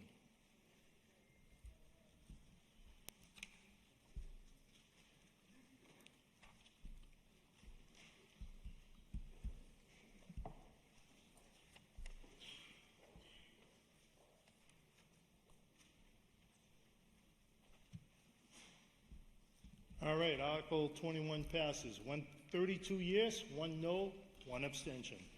I declare that a vote. All right, we're moving on. Next up is Article 22. That appears on top of page 44, 5-year revaluation of all properties in town. Mr. Anokian, can I have the motion, please?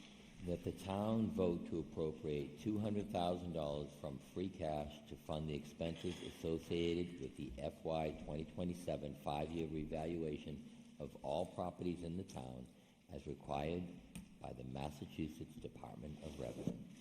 Thank you. Seconded by Elliot Hansen. Finance Committee report, please. Finance Committee voted 13-0 to approve and recommend to town meeting Article 22 as written in the warrant. Thank you. Municipal Operations report, please. Municipal Operations voted 5-0 to approve and recommend to town meeting Article 22 as written in the warrant. Thank you very much.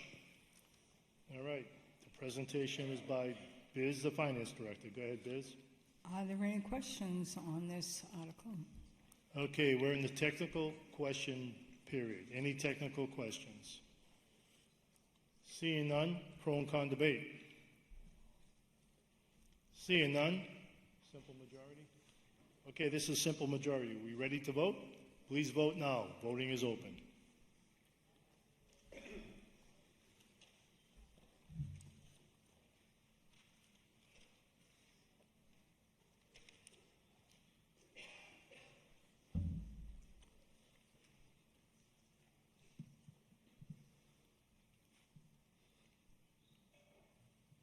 Okay, Article 22 passes. 129 yes, 4 no, 2 abstention. Declare that a vote. Thank you. Thank you very much. Let's move on. The bottom of the page, Article 23, Sewer Department Capital. The bottom of page 44 there. Can I get the motion, Mr. Anokian? That the town vote to appropriate and fund from Sewer Department Enterprise Retained Earnings $650,000 to design, permit, install, and construct and purchase capital improvements projects and items for the Sewer Department, all as set forth in the chart below. Would you like me to read these? Yes, Item please. Item 1, Inflow and Infiltration Program, $450,000. Funding source, sewer retained earnings. Item number 2, Sewer System Hydraulic Model, $200,000. Funding source, sewer retained earnings, $175,905.93.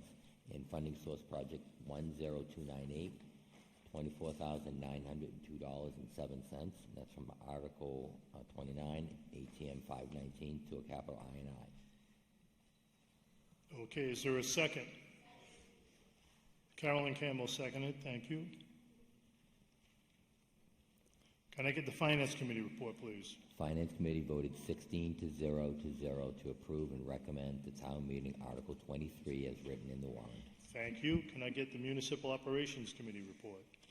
Municipal Operations voted 5-0-0 to approve and recommend to town meeting Article 23 as written in the warrant.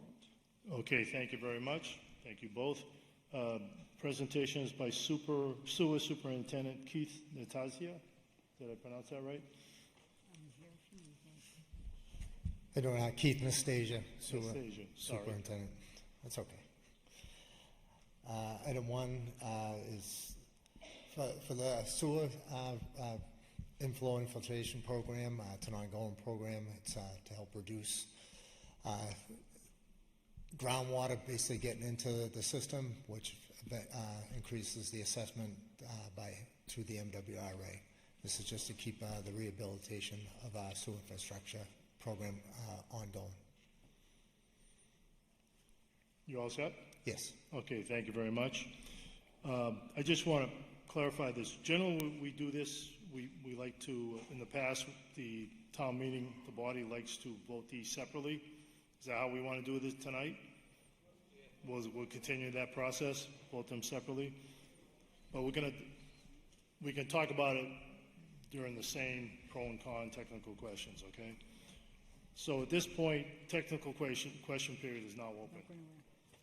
Anybody for technical questions on item 1 or item 2? Peter Murphy, Precinct 2. Are we still getting money from the MWRA to, like, we put in $1,000, they put in $1,000, are we still getting that?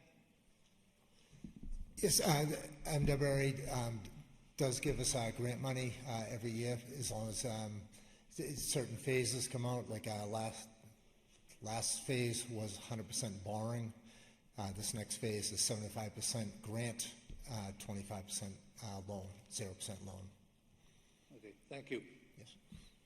Okay, anybody else for technical questions? Okay, pro and con debate? Seeing none? All right, do you want a quick summary, Keith, or you're good? I'm good, thank you. Thank you very much. Okay, we're going to vote these one at a time. Can we put up item number 1, please? Is this simple? Simple majority. Once it comes up, just take a moment here. Mr. Moderator, are we splitting this? Is that what you're saying? Pardon me? Are we splitting the article? Is that what Yeah, you're saying? we normally split the articles, the items. In the past, we always vote them separately. Mr. Moderator? Thank you.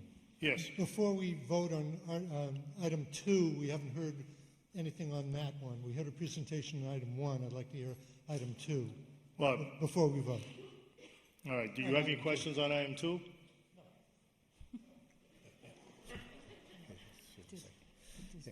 Did you want to say anything on item 2? Yeah, item 2 is just...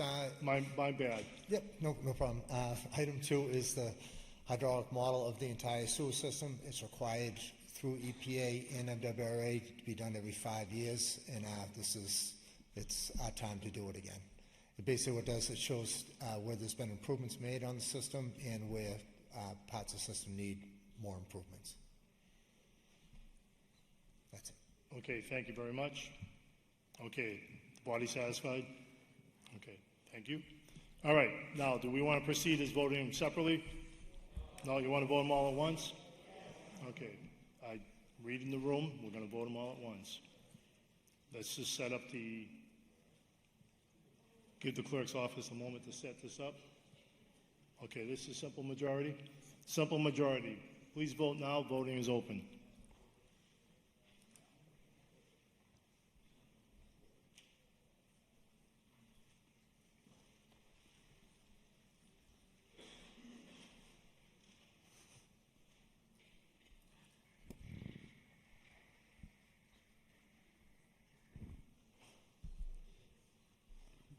Okay, Article 23 passes 132 yes, 1 no, 0 abstentions. Good job. Thank you, Keith.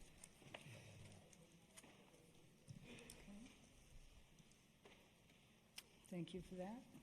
Thank you very much. All right, let's move on. Next up on page 45 is Article 24, Water Department Capital. Mr. Noking, can I have the motion, please? That the town vote to appropriate and fund $460,000 to to design, permit, install, and construct and purchase capital improvements, projects, and items for the water capital projects, all as set forth in the chart below. Item 2, Guarded Well PFAS design, $300,000. Funding source, water retained earnings, $275,907 and 93 cents. Funding source, project 06897, $24,092.07. Item number 3, backhoe, $160,000. Funding source, water retained earnings, $160,000, for a total of $460,000. Okay, seconded by Elliot Hanson. Can I get the Finance Committee report, please? Finance Committee voted 16-0 to approve and recommend to town meeting Article 24 as written in the warrant. Thank you. Municipal Operations Committee report. Municipal Operations voted 5-0 to approve and recommend to town meeting Article 24 as written in the warrant. Thank you. Okay, Keith, presentation, please. Point of clarification, Mr. Yes. Moderator. On the motion, we have removed item 1, water main improvements, phase 6. That has been removed and put to the special town meeting. I just want to make sure it's clear. So the rest of the clarification can come from the superintendent. Okay, can I ask town council to clarify that? So I would ask the Finance Committee Chair to see if he would accept that as a friendly amendment. And then it's moved without the 1.5 million. Okay, Vaughn, excuse me, Mr. Enochian, can you accept that as a friendly amendment to withdraw the water improvements phase 6? That's in this, that's taken.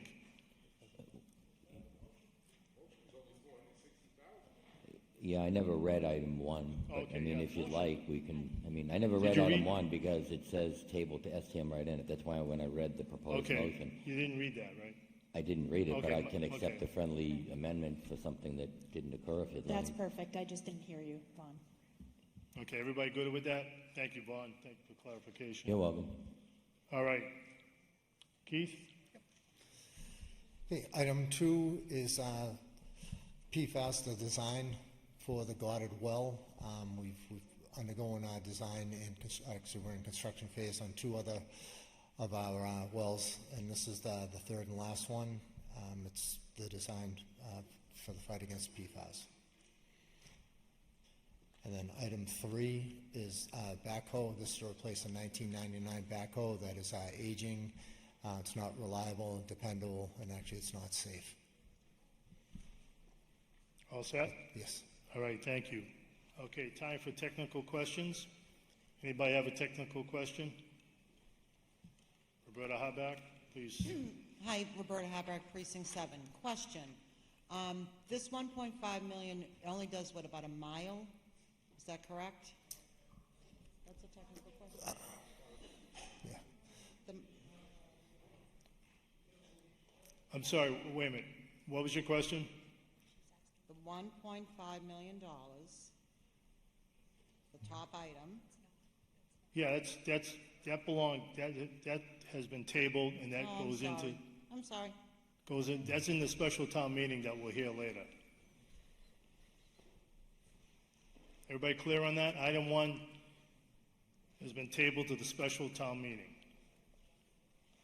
So we're just discussing item 2 and item 3. That's the only items in this motion right now. So any technical questions on item 2 or 3? Okay, Dave Lurie, Precinct 6. Do you, Mr. Moderator? Can you tell us on the Goddard well, is it already not reaching, like it's already surpassed the level of PFAS that it's going to require, like this design phase is going to lead to a very expensive project because we already know that the measurement is above a certain level? Yes, the levels are. Parts per trillion right now is set at 20, and we're averaging 21, 22 per month. It's in the monthly reports that we submit, and it's put it to the public. So. All right, it's very slightly above, but it Correct, is above. yes. That's the point. Yeah. Okay. Let's just discuss item 2. Any more technical questions on item 2, just to make it easy? No, nothing on item 2. I'm sorry, didn't see your hand over there. Identify yourself with the body, please.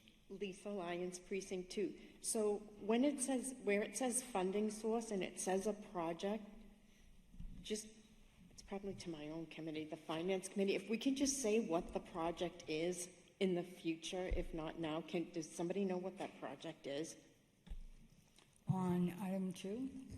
Yeah, it's that, where it says funding source, it's only for 24,000 now, but it's just nice to know what the projects are instead of just a number, because I don't, Project 06897 No, it doesn't. is Article A11 from the STM 1114 ISL Mill Turnpike Water. So it's defined here in the note that's right below, is Article A11 from the special town meeting of November 14. We which got to has- speak up, Biz. I'm sorry. You gotta I'm speak up. sorry, I'm reading too, it doesn't work out well. The project, there's a note right below the funding sources. Project 06897 is Article A11 from the can you tell me special- what page that's on? from the special town meeting of November 2014, which had to do with work that was being done at Mill and Turnpike Street in relation to water. I apologize, I missed it, sorry, Bob. That's all right. It's quite all right. Okay. Thank you, Biz, for helping out. All right, any more technical questions on item 2? Yeah, Bob. I don't know, can you hear me? Yes, identify yourself, please. Yeah, will do. David Walsh, Precinct 3. I hate to ask this question, but related to the PFAS design, are you monitoring any of the numbers that may be getting more stringent with state regulations? I'm hearing that the numbers are going to get even tighter. Yes, we test for PFAS every month, and we have to report to the regulatory authority. Yeah, I think it's related to what the regulatory authorities are saying it is today. I'm hearing that that number may get more stringent. That's all. I just wanted to make you... Oh, yes, actually, that number is slated to drop to 4 parts per trillion. Okay, just so this design will take advantage or take that into account? Yes. Okay, thank you. Okay. Any other technical questions on item 2? Okay, let's move into pro and con debate on item 2. Mr. Lurie? Okay, yeah. Dave Lurie, Precinct 6, through you, Mr. Moderator. I just wanted to tell everybody, you know, these things lead to very, very expensive projects later, but we have to do it. It's one of those things, you don't want to mess around with the town's water. You do the right thing, you make the investment. These wells are critical to keep us less dependent on the state MWRA, which is very expensive water. So I encourage everybody to vote yes for this, even though we're going to be staring at, on the other side of the design, a pretty hefty project to install PFAS filters and all kinds of things. So I'm encouraging you to vote yes. Anybody else on pro and con debate on item 2? Seeing none, let's go to item 3, technical questions. Anybody technical questions on item 3? Seeing none, let's go to pro and con. Mr. Souza, this is item 3, technical question. Antonio Souza, Precinct 3. My question is, are we trading this backhoe in, or are we keeping it as a backup? The backhoe we have now, do we have a backhoe? Say that question again? One more time, please. Are we trading the backhoe in for new one, or are we keeping it as a backup? Because you stated it's not reliable anymore. Yes, the 1990 backhoe is being traded in. Thank you. Any other questions, technical questions on item 3, please? Seeing none, pro and con debate on item 3. Seeing none, does the body want to vote these together? Okay, sounds good to me. All right, put the question up. Let me know when we're ready. Okay, we're ready. Please vote now.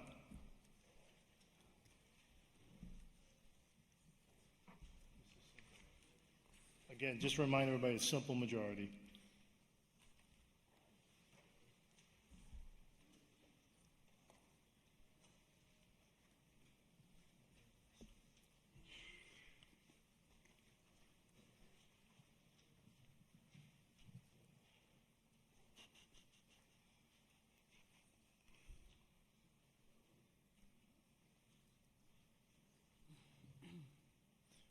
right, Article 24 passes, 134 yes, 1 no, 0 abstention. I declare that a vote.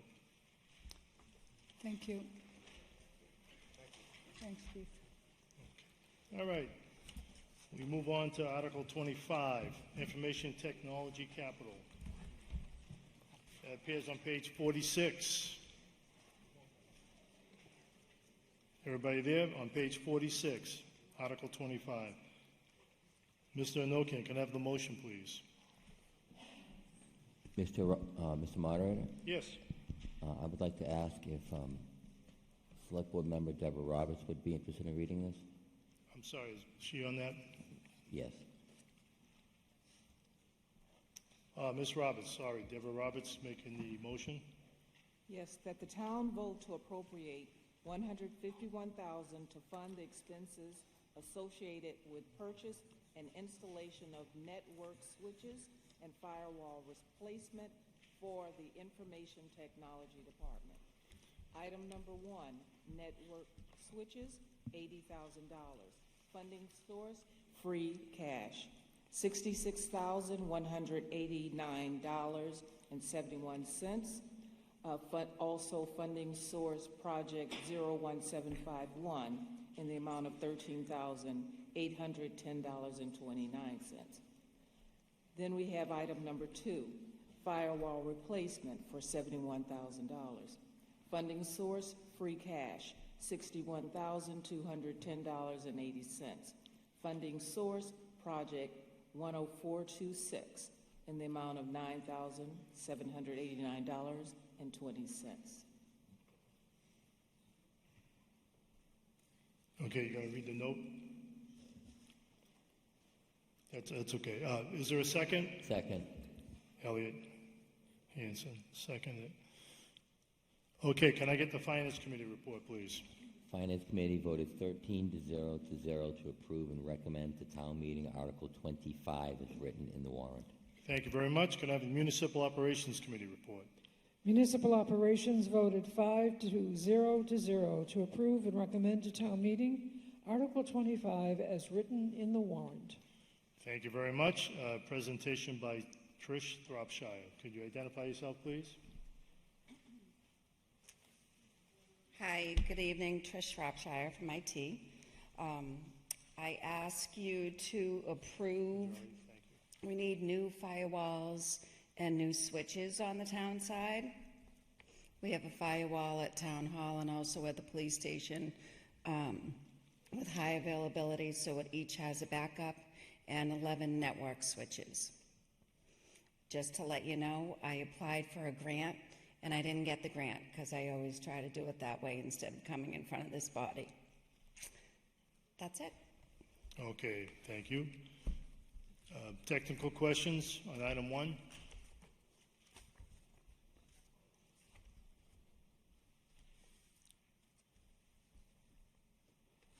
Please identify yourself to the body.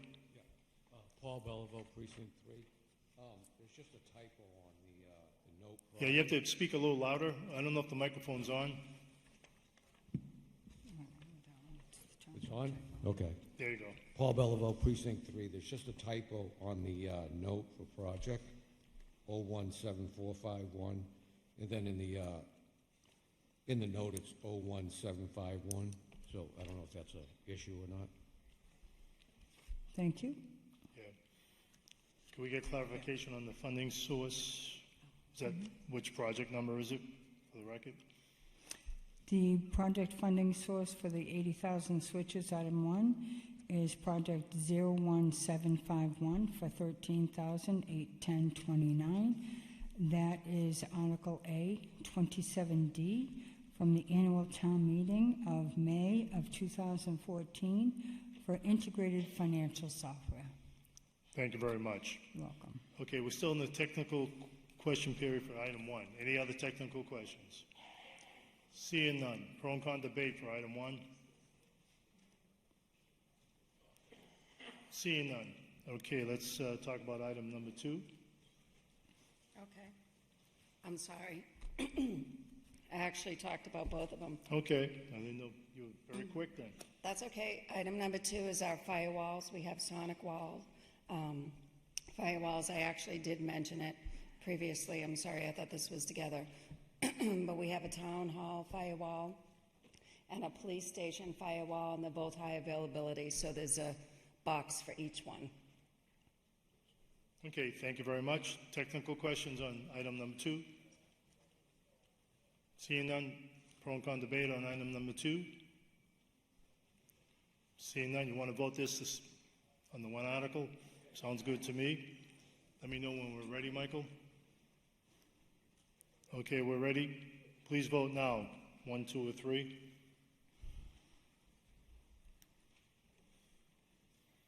All simple majority.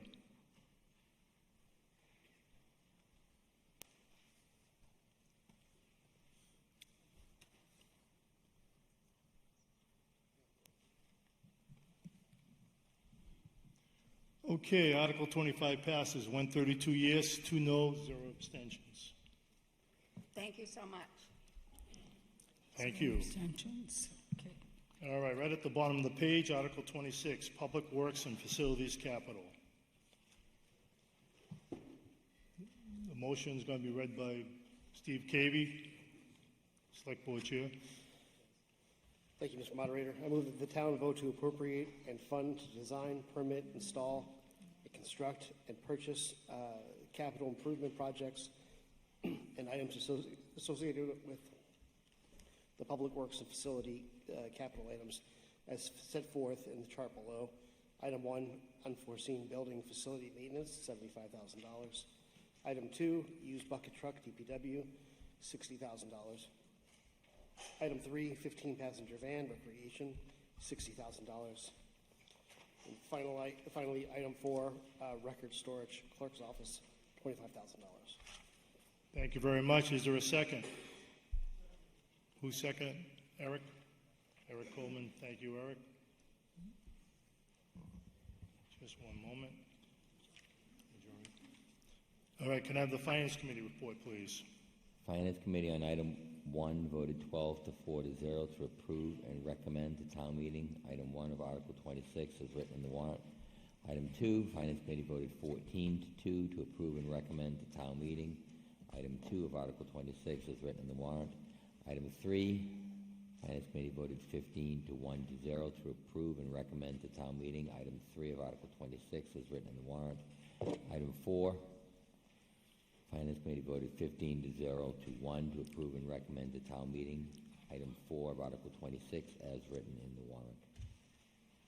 We also voted in item 5, which was not on here, but item 5, we voted 0 to 16 to 0 to approve and recommend to town meeting item 5 of Article 26 as written in the warrant. Finance Committee was told this would be dismissed at town meeting. Okay, thank you very much. Thank you. All right, this is for Article 26. I have on my documentation to present will be Paul Chiffone. I'm sorry, Cynthia Did you- Walsh. Municipal operations. I missed you there. Sorry, Paul. Go ahead. It's nice to be missed. Municipal Operations voted 5 to 0 to 0 to approve and recommend to town meeting Article 26 as written in the warrant. Thank you so much. Okay. Come on, Paul. Okay, who's going to be presenting? Paul? Please identify yourself to the body, please. No problem. Thank you, Mr. Moderator. Paul Jaffoon, Public Works. Item 1, unforeseen building and facility maintenance. We brought this article to this body 2 years ago, used every penny of it within 6 months of the first of the fiscal year. This isn't necessarily an if, but a when we're going to need some additional money for our old building infrastructure and systems and any other structural or architectural necessities. Be happy to answer any questions. Okay, thank you. That's for item 1, right? Mm-hmm. Okay. Do you want me to do them all? But, no, why don't we do one at a time since they're kind of lengthy. I'm item 5, so. Item I'll 5? just stand and wait my turn, Paul. Okay. Technical questions for item 1. Seeing none, pro and con debate for item 1. Seeing none, let's go to item 2. Paul? I'm sorry, I was interrupting. Okay, there was no questions or pro and con debate for item 1, so we're on item 2, the used bucket truck. Whoever wants to present that. Item 2, yes, yep. Okay, about a year and a half ago, we sold our old bucket truck at auction. The reason we got rid of our bucket truck was it would not pass the safety inspection, so we didn't want to send anyone up in it. So we got what we could get for it. After realizing we still needed a bucket truck and want to do more work with that department and with that truck, we're asking for $60,000 to buy a used one. A brand new one to today's standards is about 3 times that cost. We priced out some used ones, and we could get something that would certainly fit our department for the $60,000 number. Okay, thank you, Paul. And I'd be happy to answer any questions. Sure. On item 2, any technical questions? This is on the used bucket truck. Seeing none, pro and con debate on the used bucket truck. Seeing none, let's move on to item number 3. This is for the 15-passenger van recreation department. And the presenter will be Matt Cushon.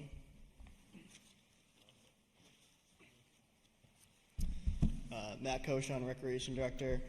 This is for a 15-passenger van at the Recreation Department.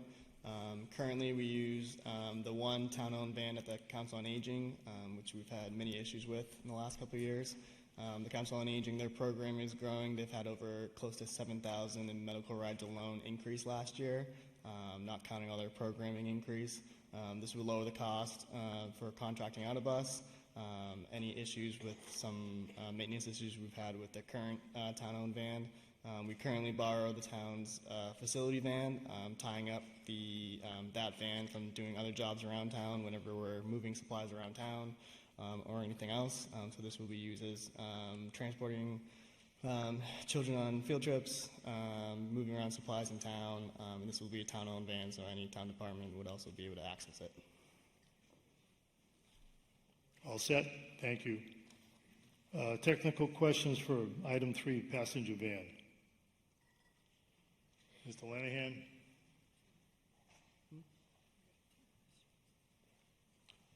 John Lenahan, Precinct 1. Matt, does that van have to be handicap accessible? I believe so. Okay, thank you. Mr. Wilkerson, are you up next? Yes, please. Steve Wilkinson, Precinct 4. I'd like to applaud the DPW for finding a way to reduce the cost of the bucket truck and wonder if the Recreation Department might be able to do something similar, considering that this passenger van comes with WeatherTech floor mats, which are so expensive I wouldn't buy them, but my brother does. Yes, that's pretty standard in the quote that we got. Another thing too is we use one of the Council on Aging vans right now, and we've had a lot of issues using that van, so I wouldn't want to run into any issues transporting kids that we already currently have if we get a used van. Okay, thank you. Okay, Mr. Souza, do you have a question? Antonio Souza, Precinct 3. I'm not opposed to purchasing the van at all. The only question I have, why is that being bought under the Public Works, not under Recreation?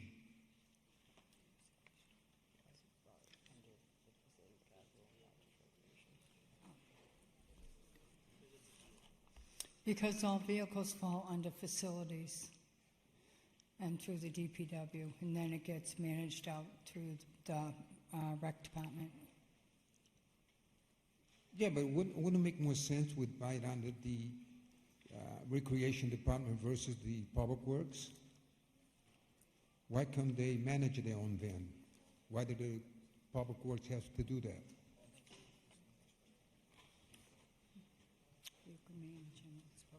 Did you want him to repeat that question, or? My question was, why isn't this van being purchased by the Recreation Department versus the Public Works? Not that I'm opposed to purchasing a van. I think it's very important we have it. But I think it should be bought under the Recreation versus the Public Works.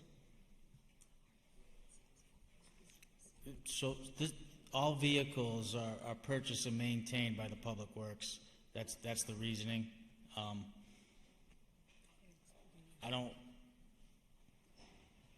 don't really know if it makes a difference, Well, but that's not exactly true, because we get cruisers, we get fire trucks, they're not buying under. Okay, let's not have any cross debate. He answers your question. And I said I don't agree with it, because Well, we have that, the vehicles we're Mr. not being Souza, purchased by. hold on, that's pro and con debate, so. Okay, thank you. All right. Okay, we're still on item 3, technical questions. Anybody else for technical questions? Item 3. So let's go into pro and con debate for item 3, which is the passenger van. None? Okay. Item 4, record storage, clerks 25,000. Who's record- presenting that? Record storage falls under facilities as far as us being able to upgrade our storage space to consolidate records and get the records more contained. So typically it will fall under facilities, because facilities will be installing the system. Although the maintenance of the storage itself will fall under the town clerk's office. Yeah, go ahead, Mark. Thank you, Biz. Just to add to what Biz Could mentioned. you identify yourself to the body first? Mark Tisdale, Assistant Town Manager. Specifically what this article is for is the clerk's office, as you all know, has the storage area in the basement where the vault is, and there's a vault in their office. This is for the basement vault area, and it's at capacity. If you walk in there, it's just, you're kind of walking like this to get through the aisles, you know? So it's really tight, everything's at capacity. What this does over here is there's certain storage units that come on wheels, and they actually increase your efficiency. You can wheel storage next to each other, so instead of aisles, you can kind of move cabinets next to each other and like double your capacity. So that's to implement that kind of storage in the basement in the same footprint. So we're not making the area bigger because we can't. It's just to make that area more efficient. Thank you, Mark. All right. Any technical questions on the item 4, record storage? Mr. Guerin. Jim Guerin, Precinct 6. Are these digital records? These are paper files that we are required to have by law. And paper records also, or everything digital now? These are like paper records and folders and things of that nature. Good, thank you. Okay, anybody else for technical questions on item 4, record storage? Seeing none, pro and con debate. Anybody for pro and con debate on item 4, record storage? Seeing none. That's it for pro and con debate for item 4 then. Item 5, I believe item 5 is, I don't see anything really except a note that it's being dismissed or was dismissed. It's being dismissed, correct. It's dismissed. Did you want to, Pat, it's being dismissed. Then in that case, would it be appropriate to remove item 5 from the screen? Is it up there? So that it's clear we're only voting on 1 through 4 for $220,000? Thank you, Pat, for pointing that I out. can We'll get clarify that. done. The motion printed in your book, there's a chart. It's not included in the chart. Right, it's just the screen had it, so I didn't want anyone to be confused Right. on what we were voting on, because I get confused. Thank you. Okay, how does the body want to vote all these all at once? Sounds good to me.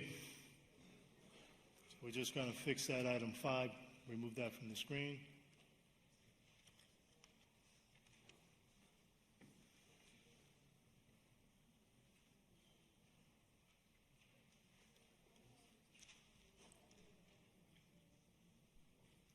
A simple majority. Okay, ready? Okay, we're ready to vote. Voting is now open. Simple majority, 1, 2, or 3, yes, no, or abstain.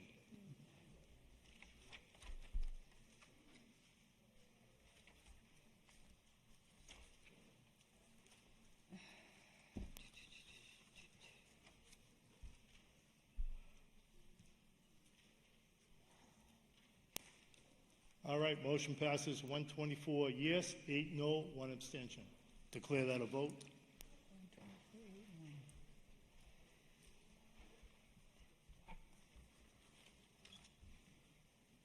All right, let's keep moving.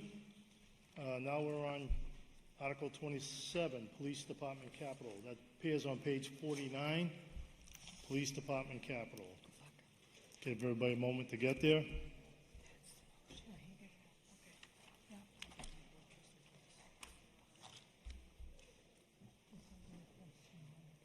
And Mr. Cavey, I have you on the list as reading this motion. Thank you, Mr. Moderator. I move that the town vote to appropriate and fund to design, permit, install, and construct and purchase capital improvement projects and items associated with the police department capital items as set forth in the charts below. Item 1, live scan fingerprint machine, $22,000. Item 2, cruisers, 3 marked, 1 unmarked, $256,000. Okay, seconded by Elliot Hansen. Thank you, Mr. Hansen. Just give me 1 minute here. Okay, can I have the Finance Committee report, please? Finance Committee voted 13 to 0 to approve and recommend to town meeting Article 27 as written in the warrant. Thank you very much. Can I have a Municipal Operations Committee report? Municipal Operations voted 5 to 0 to approve and recommend to town meeting Article 27 as written in the warrant. Thank you very much. I have on the list Police Chief Donna McNamara for the presentation. Yes, sir.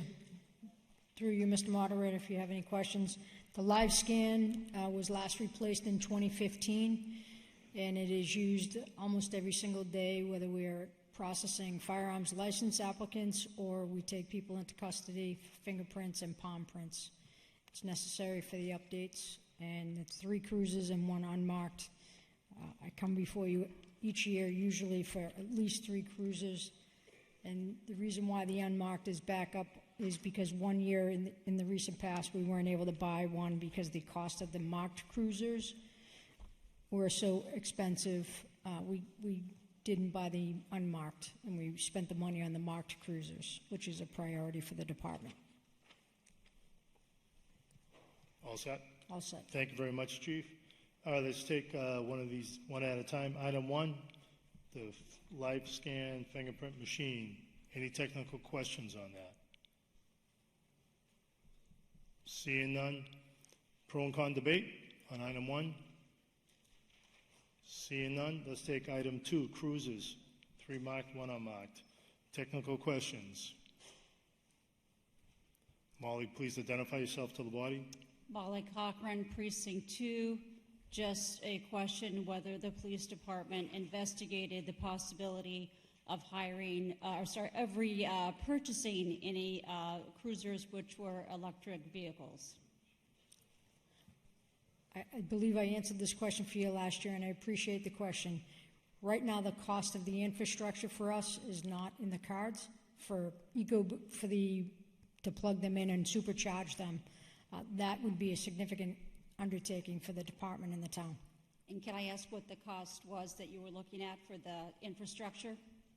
I didn't investigate it with regards to the cost of it, because we know that we have to do the infrastructure before we can purchase the cars. So with the article that we're doing a feasibility on a police station, I don't want to put the cart before the horse. Thank you. Okay, thank you both. We're still on the technical question period. Anybody else with technical questions for item 2? Seeing none. Pro and con debate for item 2 on the cruises. Seeing none. All right. You want to vote this as one article again? Sounds good to me. All right, and this is simple majority. Just want to double check that. Let me know when you're ready, Michael. Ready? Please vote now. 1, 2, or 3.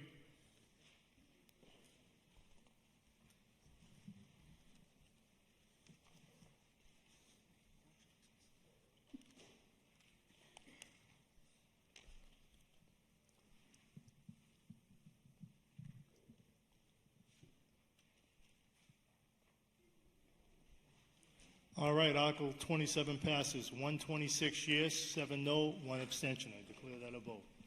Thank you.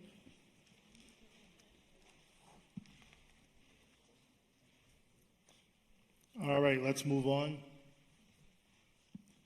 On page 50, Article 28, Fire Department Capital Ladder Truck.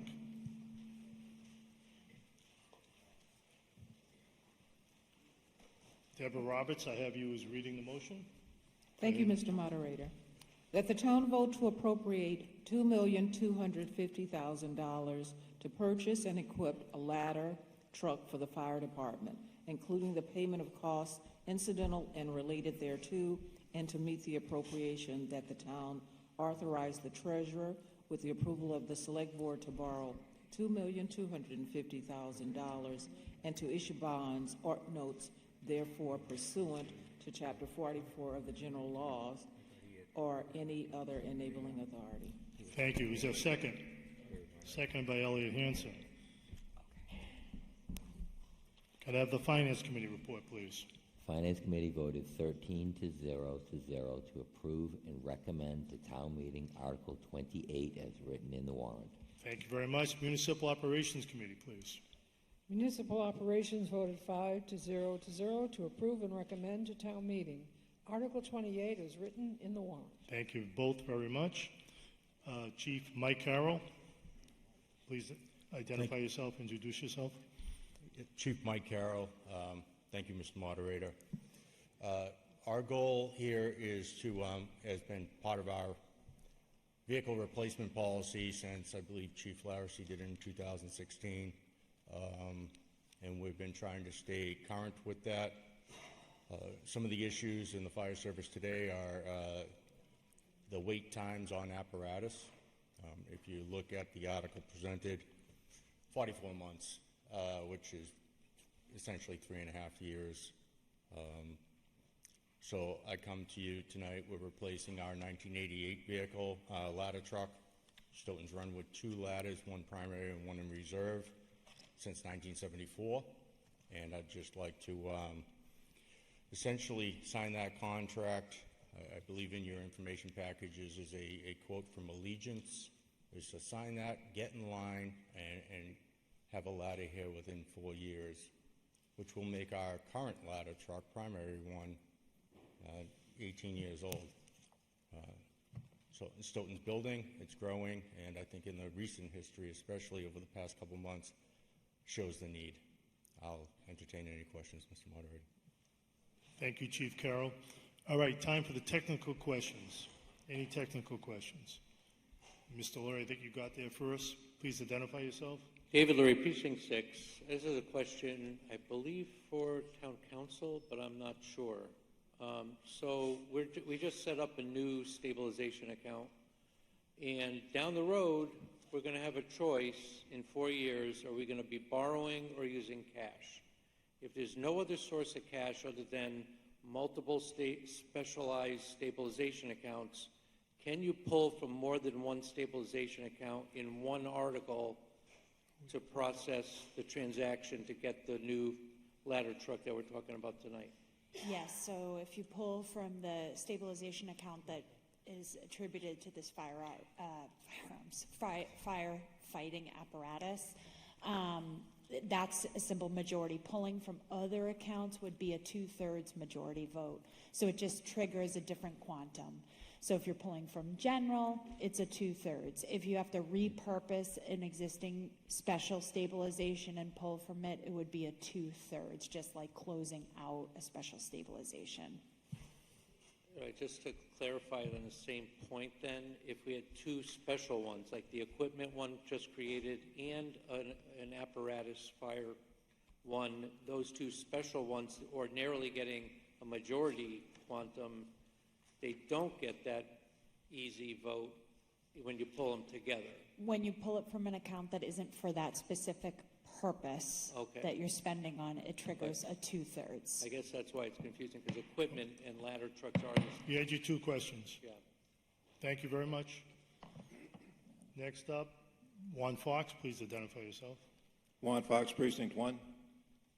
Given the cost and the long lead time, for the new truck. Was any thought given on purchasing a nice used truck, ladder truck? And if not, why not? So we have been, and I've been searching, especially when through you, Mr. Moderator, especially when our ladder truck was involved, actually not at their fault, but it was in an accident and was out of service for 6 months. You may have seen we have been borrowing Foxborough's ladder truck at times, their spare piece. Brockton's spare piece has been in town. So I have been looking. The problem is that they're very hard to find because of the current market. When you go on, whether it's some of the, I guess, platforms out there, it's far and few between. So I do have my eyes out because that would fix the need right now. But in this pace right here, we have to get in line. And by locking in this price in July, we'll say, well, this year was actually a 12% increase, 6 to 8% increase over every year in escalation. So to save about $400,000, $300,000, $400,000, I just want to lock this price in and get in line. But I do have my eyes out constantly, yeah. Thank you. Thank you both. All right, Mr. Starr, they were first. Just give them a couple of minutes. Okay, next up is Lisa Lyons. Hi. So my question is with regard to the way the motion is written when it says and to issue bonds. So it's probably a two-part question. If we intend to pay for cash, why are we saying here and to issue bonds if it's our intention is not? Is the answer because that is what's required to lock it in? Is that what I heard or remembered? Probably to our finance director. Would be anybody able to answer her? Sure. The best thing that we can do for the community is enter into authorized unissued debt. The intention is there will be no debt issued against this borrowing authorization. And once we do get the fire truck in, and the financial plan is we will be putting money into this fire apparatus stabilization fund from now until the truck is delivered. And that is our goal as part of our capital plan. But we do need to have this approved for authorized unissued so we can move forward with the contract. We are technically required to have all funding lined up before we enter into contracts, and that's the goal that we're achieving right now. Thank you, Biz. And just a quick follow-up. When you just said, and we have to have all funding lined up, could that funding be just with free cash and eliminate the phrase of bonds? And then would that be out of order because we said we can't make amendments on the floor to you, Mr. Moderator? Okay. It's moderator's question. Oh. Yeah. I'm sorry, one more time because I was moving back and forth. So I'm recalling that you said that, I'm remembering from previous meetings that there was an ability to make friendly motions on the floor, but I thought I heard earlier that our procedures said no. Not for these articles.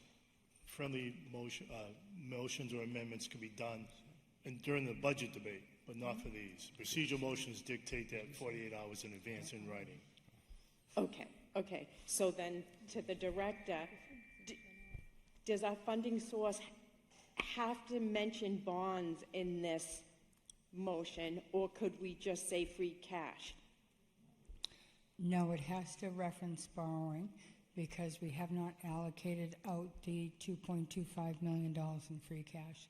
It has to state borrowing. Okay, thank you. Thank you both. Mr. Lanahan, would you mind if I go to Mr. Starr over here? Just go ahead, Mr. Identify yourself, please. Edward Starr, Precinct 6, to the chief.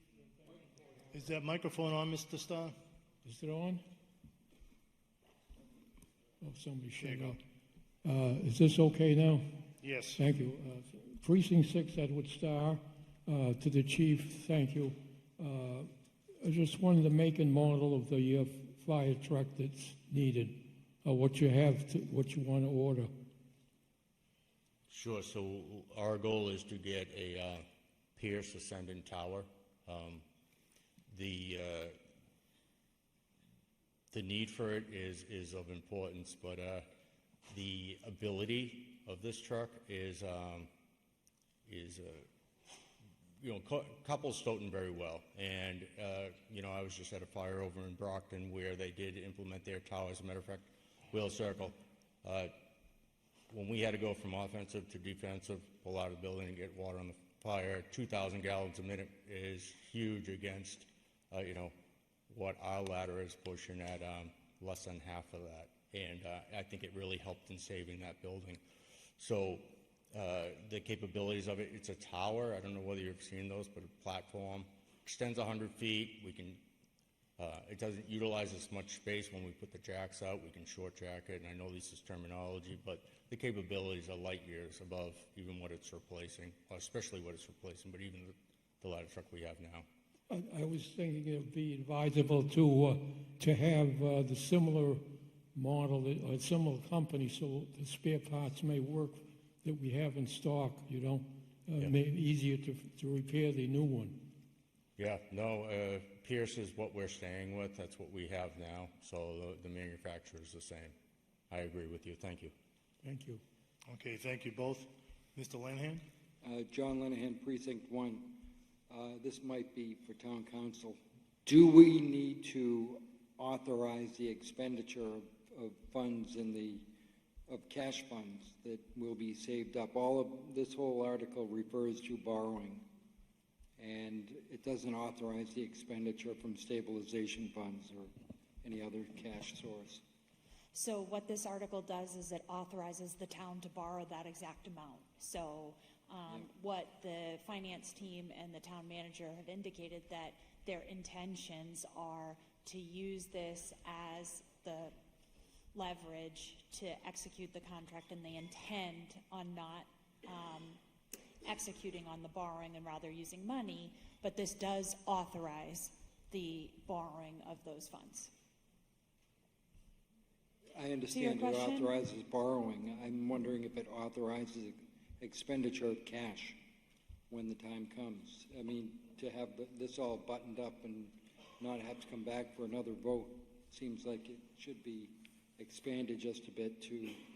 So as written, the proposed motion is simply to borrow, and because of the procedural order, motions to amend, which are substantive in nature, have to be made 48 hours in advance. So if you were to change the funding source, that would be a substantive. I imagine the moderator would indicate that he believes that that would be a substantive change, which would have to be done 48 hours in advance. But that's a procedural motion. But as written, it's simply to authorize the borrowing. Given that we didn't have a stabilization fund 48 hours in advance, it couldn't have been done. So it's not my procedural motion. It's the town meetings that they authorized. So it just seems to me that it requires allowing these folks, when they go to purchase it, to expend cash from stabilization funds. There's no authorization in there now. Well, Mr. Moderator, point of information. Sure, Mr. Gio. Does the term or other enabling authority cover that? No, that's simply for the borrowing. So Chapter 44 is the finance law that creates the borrowing ability of a town to borrow. So another enabling authority would be like some other general law that authorizes borrowing. Thank you. Okay, who's up next? Mr. Hanson. Elliot Hanson, Precinct 1. During the hearings on this at the Finance Committee, there was some talk about possible federal funding being available. Does your crystal ball still show some of that? Well, my crystal ball, I will continue to push. As we know, in D.C., there's a little bit of a hold on federal grants, especially the AFG grant, which is the Assistance to Firefighters grant.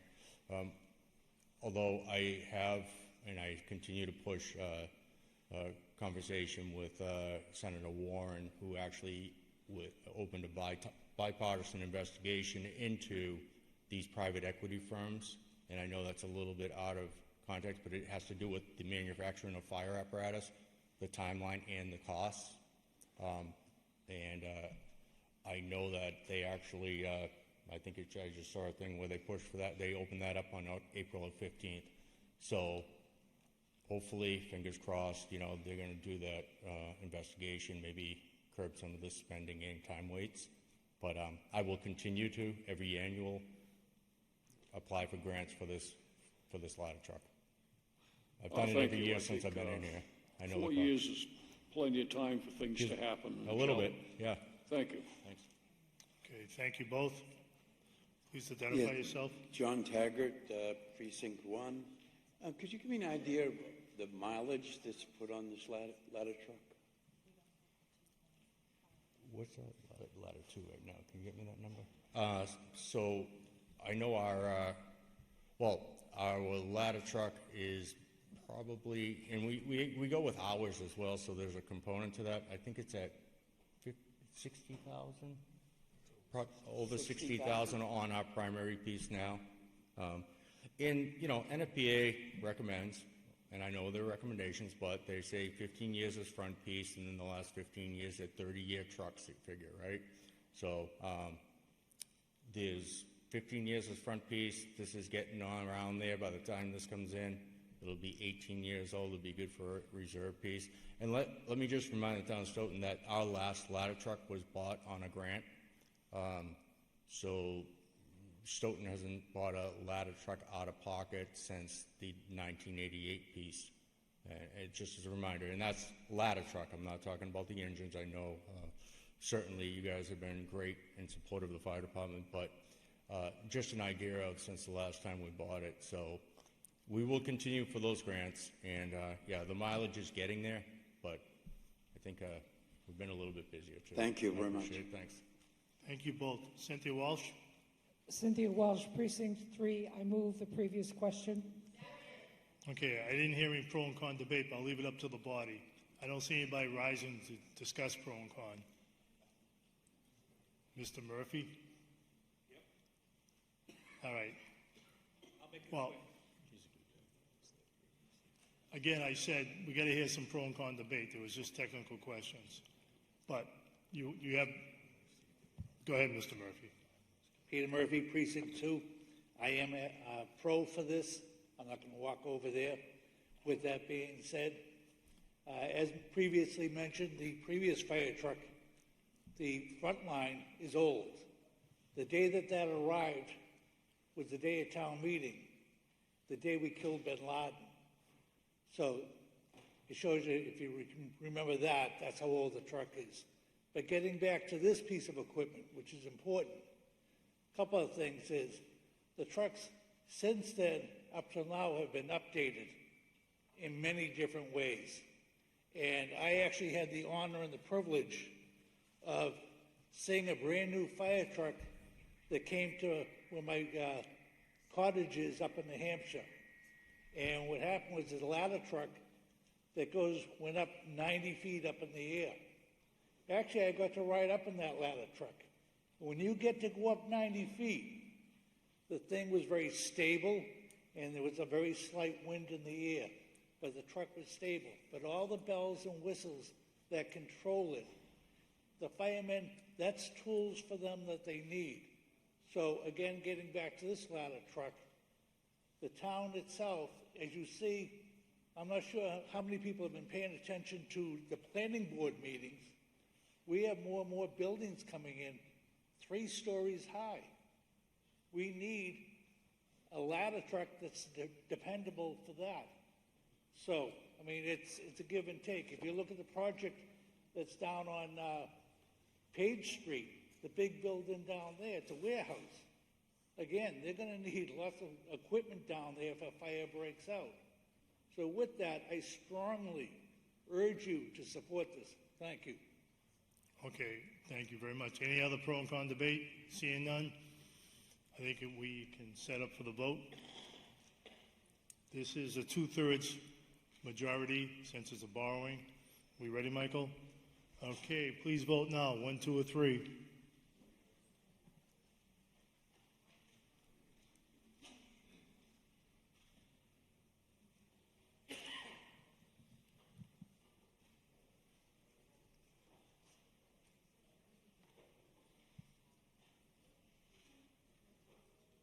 Okay, Article 28 passes, 127 yes, 3 no, 0 abstentions.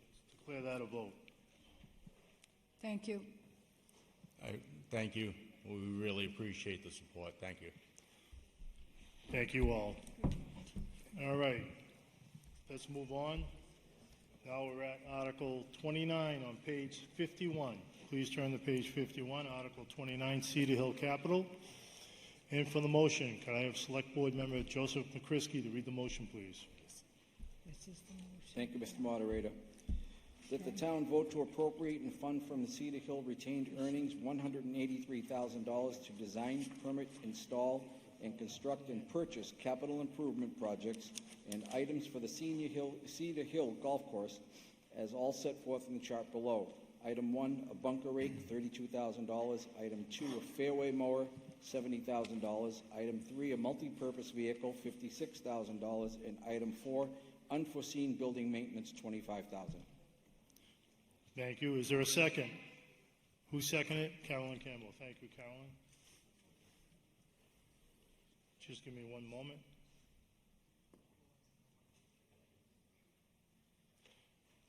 Thank you all. Okay, can I have the Finance Committee report, please? Finance Committee voted 13 to 0 to approve and recommend to town meeting Article 29 as written in the warrant. Thank you. Municipal Operations Committee report.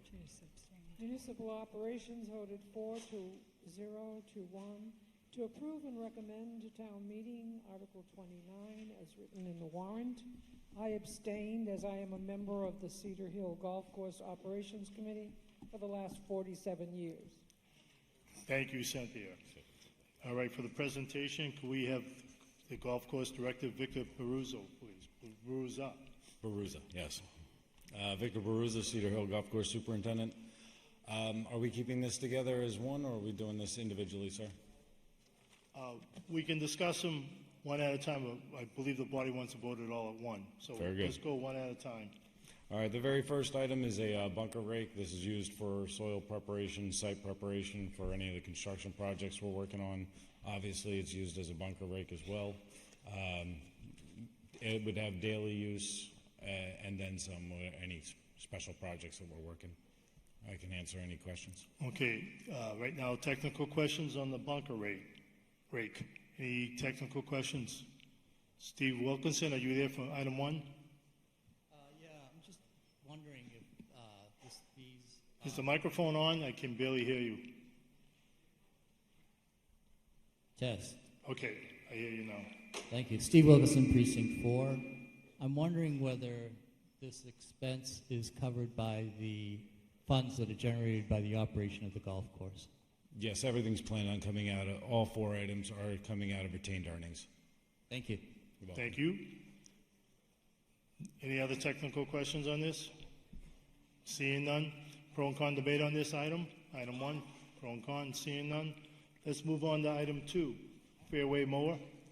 Yes, currently our current fairway unit is from 2006 with about, I want to say it has 6,800 hours on it, which is the equivalent of about 1.5 million miles on a car with a diesel tractor. So that unit is, before we have any major problems, we're looking to replace it while we can, and we have the retained earnings. Okay, thank you very much, Victor. Okay, any technical questions on the fairway mower, which is item number 2? Seeing none. Pro and con debate on item number 2. Seeing none. Let's move on to item number 3, Victor. The multi-purpose unit you can see in the backup material it's a Ventrex machine. It has a tractor front that has multiple attachments that can go onto it, from vacuums to mowers, stump grinders. It's a multi-purpose machine that's going to be used daily on the golf course for maintenance projects, some in-house construction projects, and daily upkeep. Any questions? Thank you, Victor. Item number 3, multi-purpose vehicle. Any technical questions? Mr. Souza.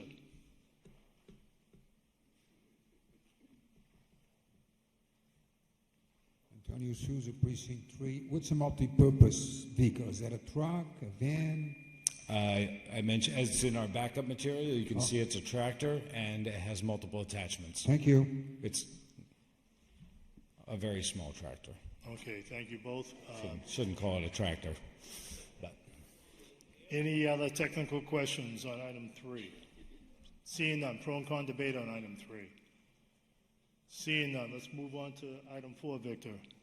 the last one is pretty self-explanatory. This is unforeseen maintenance to the building or emergencies at the golf course that fall on the outskirts of my operating budget.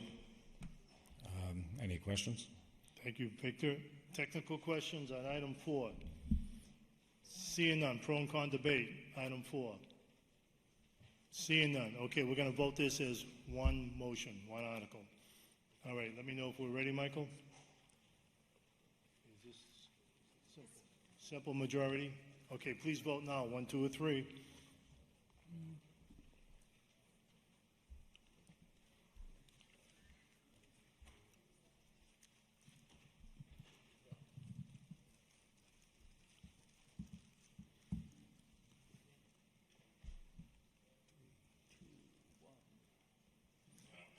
All right, Article 29, Cedar Hill Capital passes 121 yes, 1 no, 3 abstentions. I declare that a vote. Thank you very much, 121 Stoughton. to 1 to 3. Thank you.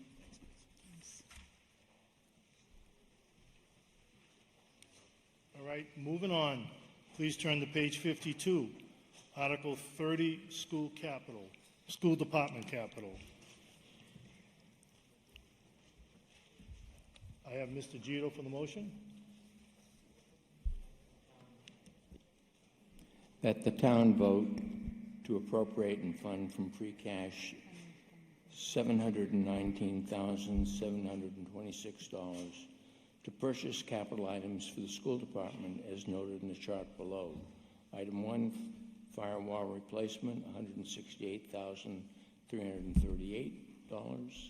Item 2, wireless access points, $461,388. And item 3, redistricting study, $90,000. Thank you very much. Is there a second? Seconded by Eric Coleman. Thank you, Eric. All right, motion's been read and seconded. Can I have the Finance Committee report, please? Finance Committee on item 1 voted 15 to 1 to 0 to approve and recommend to town meeting item 1 of Article 30 as written in the warrant. Item 2, Finance Committee voted 15 to 1 to 0 to approve and recommend to town meeting item 2 of Article 30 as written in the warrant. And item 3, the Finance Committee voted 14 to 2 to 0 to approve and recommend to town meeting item 3 of Article 30 as written in the warrant. Thank you very much. Can I have the Municipal Operations Committee report, please?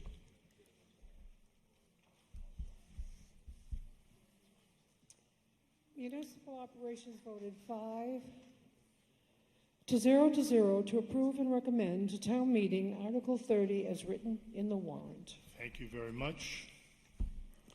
And for the presentation, we have School Superintendent Joseph Baeta. Mr. Moderator, through you to the body, utilizing book number 2, the backup of materials, and looking at technology needs. The firewall is expiring in April of 26.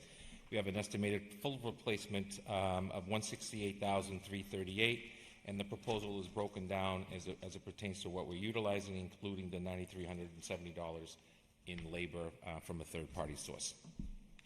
Okay, thank you for item 1. Technical questions for item 1. Anybody for technical questions? Please rise, state your name.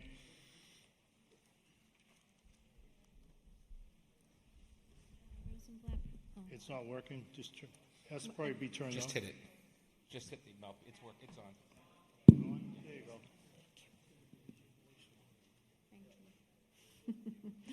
Jonna Rosenblatt, Precinct 7. Is there any possibility of taking the redistricting study out from the vote so we can vote on that separately? No.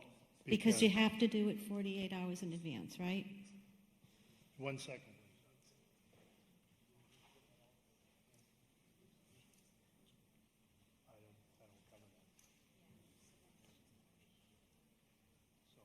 So we're not on that anymore. We're not on one.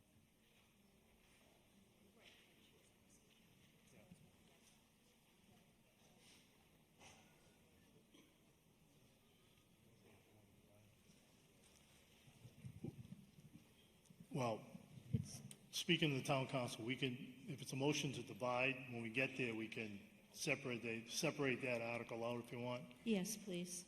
Okay, if it's up to the rest of the body. Right. But first, right now, we're just looking for technical questions on item 1. Thank you. Okay. Any other technical questions on item 1? Pro and con debate on item 1. Hearing none. Let's move on to item 2. Utilizing book number 2 on pages 121, and then it catches up in this one on page 127. We have a quote for the wireless access points. It has the specific details on how many at each of our schools for a total cost of $461,388, and those are also coming to an end of life. We're already seeing it, by the way, in September of 26. Okay, thank you. Technical questions on item 2. Seeing none. Pro and con debate on item 2. Seeing none. Let's move on to item 3, please. Mr. Moderator, through you to the body, as we all know, we've had long discussions around the issue of redistricting, which was going to be part of whatever decision the townsfolk made as it pertains to a new building or us having to go out. We will utilize a third party. These rates are going from a low of $60,000 to a high of over $135,000, and just recently actually one closer to $200,000. What this does is it takes every current address where students are currently at and projects where they're going to be, what school they'll be going to, and then what actually the redistricting would look like. It would be a minimum of 2 or 3 recommendations that would go to the body, which would in this case be the school committee, which will make the final determination on what redistricting would look like. Thank you very much, Mr. Bayetta. Technical questions on item 3? Eric Coleman, Precinct 5. Is this a little premature since the school won't be built for, another 3 years, is it? Finished in 3 years? Yeah, that's a great question. Redistricting takes about 2 years to complete, including communication to parents. We would recommend at least a year ahead. So it's timely. Yeah, it's very timely because what we're talking about is if you're used to going to a certain school and so on and so forth, and all of a sudden you have to worry about all the kind of changes that could happen with this, all kinds of changes. I think it's in the best interest of our families to be able to give that information to them as fast as possible. Mr. Kirby? Robert Kirby, Precinct 6. I was just curious about if there were any alternative ways of addressing this issue, like in the age of AI, if any of this can be done in-house with other technology. Yeah, there will be completed tasks in-house. I don't anticipate that this study will end up being $90,000. I think it'll be coming in lower than that because of the number of buildings that we have that we're moving into will be less, and we're not incorporating either the middle school or high school because we don't have multiple middle schools and high schools. But the industry is in such a place where we have such a churn in students now. About 12% of our kids are in and out of our district on a daily basis, 12%. And so knowing that you live at X address and I live at Y address, and knowing that a year from now, let's say 2 years from now, we know tentatively where you're going to go. A year out, we'd have even a better number, and then, of course, by that summer, we'd have our final numbers, if you will. So we will utilize all of our resources. What we didn't want to do is do what some districts have done, which is actually hire personnel and bring staffing on. We just didn't want to go that route. That's why we went the consultant. It's just cheaper. Thank you both. Any other technical questions? Okay, pro and con debate. On item 3, pro and con debate. Seeing none. All right, since my procedure motions didn't cover motions is divide. Jonah, you want to try to divide item 3 out? I'll take that on a voice vote. If there's a second on that. Who seconded it? Eric? I'm going to do by voice vote to take item 3 separately, to vote on item 3 separately. Everybody clear on that? I'm going to do that by voice vote. All right. All those in favor of dividing out item 3, say yes. All those opposed? No. The noes have it. That motion fails. Thank you all very much. I think we're ready to vote. Mr. Byetta, did you want a summary, or are you good? We thank you for your potential support of this article. Thank you. Thank you very much. All right, simple majority? This is simple majority. Are we set to go? Okay, the motion's on the screen. Please vote simple majority. 1, 2, or 3?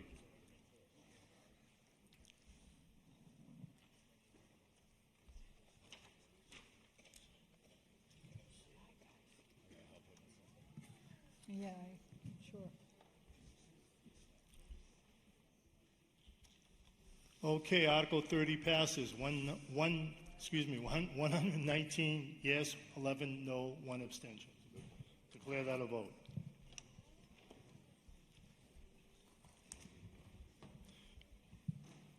All right, we're moving on. Article 31, that appears on page 53. Article 31, Open Space and Recreation Plan Update. Okay, Mr. Gito Lou Gito, Select Board Member for the motion, please. Thank you, Mr. Moderator.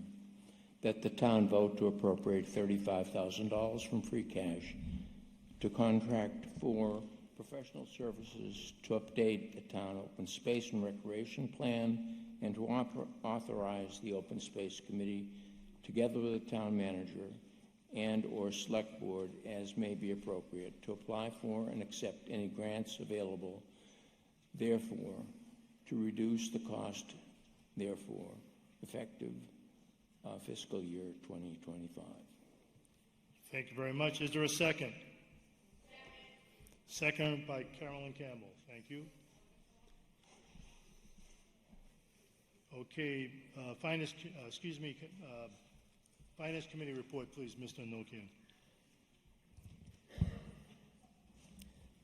Finance Committee voted 13-0 to approve and recommend to town meeting Article 31 is written in the warrant. And I'd like to point out the note, the amount reduced from $70,000 to $35,000 because a grant was received. Thank you. Municipal Operations Committee report, please. Municipal Operations voted 5-0 to approve and recommend to town meeting Article 31 is written in the warrant. Thank you very much. All right, presenter I have is Open Space Committee Chair John Lenihan. Introduce yourself to the body, Sure. John. Thank you, Mr. Moderator. John Lenihan, Precinct 1, Chair of the Open Space Committee. This is an item that comes up periodically. It needs to be renewed now. The state has expanded it to every 7 years, but this is something that's necessary for us to have both for town planning purposes, but also for eligibility for a number of grants. In the process, we were able to get a grant that cut the cost in half, and so I would ask that you support it, and I want to thank Mark for his support in getting that grant as well, and happy to answer any questions. Thanks. Thank you, John. All right, this is Article 31. Time for technical questions. Any technical questions? Molly, you have a technical question? I do. Molly Cochran, Precinct 2. My question, first of all, very happy about the article and happy about you having gotten some grant support for that. My question was whether the plan that's going to be developed is going to factor into it looking at such issues as resilience in the face of climate change, and secondly, the issue of biodiversity loss and the need for natural plantings and things that will promote pollinators and promote fighting against biodiversity loss, since that's one of the functions of the open space, in addition obviously to recreation for citizens of the town. Thanks for the questions. I think some of those things are naturally within the plan. We do look at everything from tree cover for the town and its impacts on climate change and local microclimates to creating corridors for wildlife and preserving biodiversity. So those are all things that are very important to having the plan successful. Thank you. Okay, anybody else with technical questions? Seeing none, pro and con debate? Anybody? All right, seeing none. Okay, let's see if we can't. This is going to be simple majority. Can we set up them? Set up? Okay, please vote now. 1, 2, or 3, simple majority.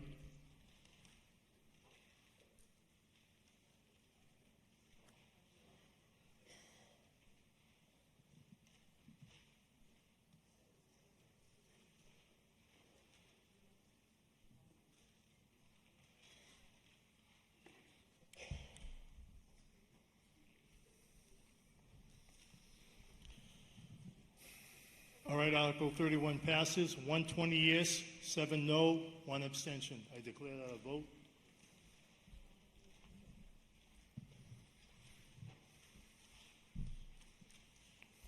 All right, let's turn the page to page 54, Article 32, Septic Betterment Program Funding. Okay, we're back to read the motion, Mr. Nokian.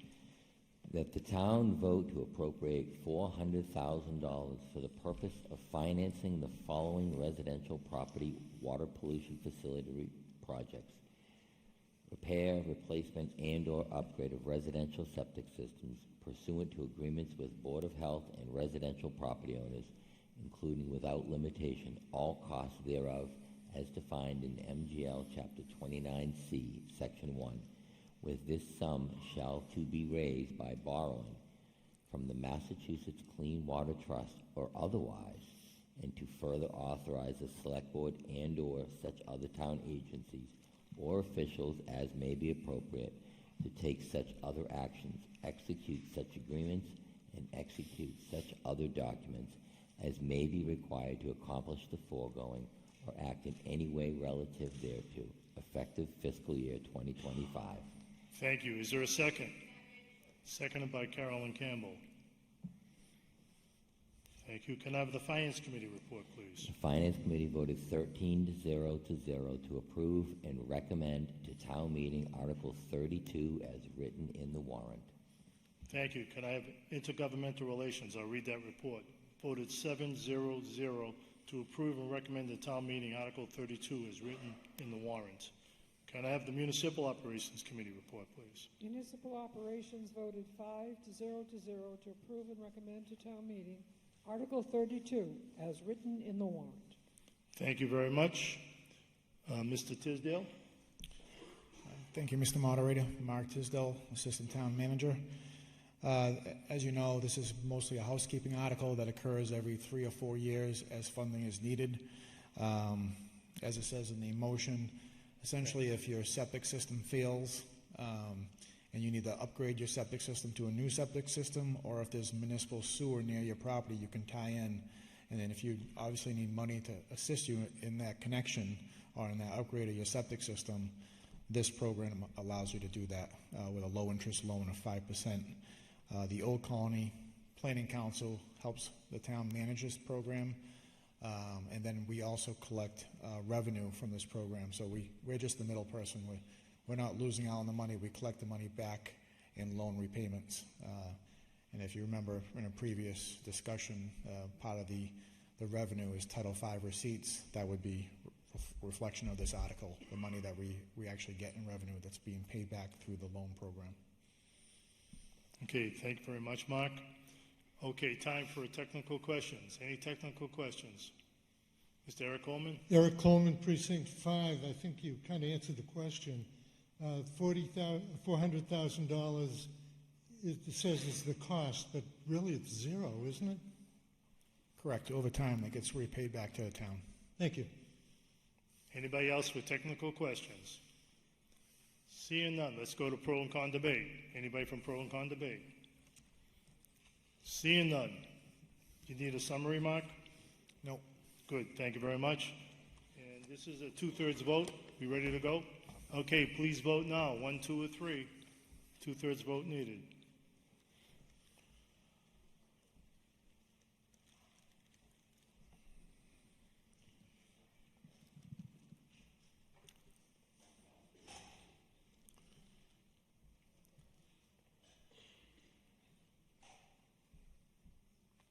Okay, Article 32 passes 121 yes, 1 no, 3 abstentions. Declare that a vote.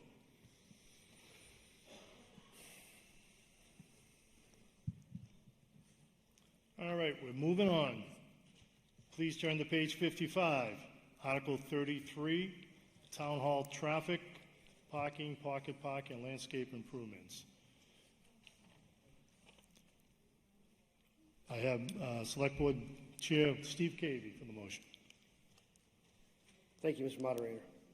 I move that the town vote pursuant to General Law, Chapter 44B, the Community Preservation Act, to appropriate for the Community Preservation Fund, undesignated fund balance, the sum of $820,000, and to appropriate an additional $380,000 from free cash to fund the construction of the traffic, parking, pocket park, and landscape improvement to the Town Hall property, map 54, lot 221 and 217, and abutting roadway effective fiscal year 2025.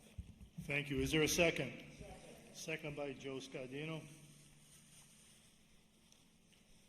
All right, can I have the Finance Committee report, please? The Finance Committee voted 9-3 to 0 to approve and recommend to town meeting Article 33 as written in the warrant. Thank you very much. I'll read the Intergovernmental Relations Committee report. They voted 7-0-0 to approve and recommend to town meeting Article 33 as written in the warrant. Can I have Municipal Operations Committee report, please? Municipal Operations voted 5-0 to 0 to approve and recommend to town meeting Article 33 as printed in the warrant. Mr. Tisdale, you're the presenter. Sure. Thank you, Mr. Moderator. All right. As you all know, two town meetings ago, we had an article at town meeting, I think, for $75,000 to prepare a design for new traffic circulation, parking, landscaping around Town Hall. Also looking at ADA and accessible parking spaces and walkways and all that kind of thing. So this article is a result of the findings from that. We finished the design, and now we have a PowerPoint, not a PowerPoint, but a plan we can present to town meeting tonight that shows you a rendering of that. So I think Susie and Michael have that, if you could put it up.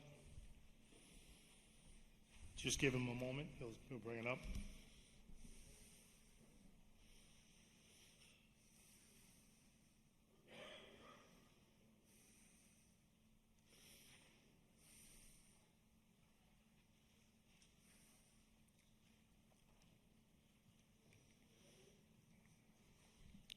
Anybody have the Celtics score right now? No? All right. All right. What is it?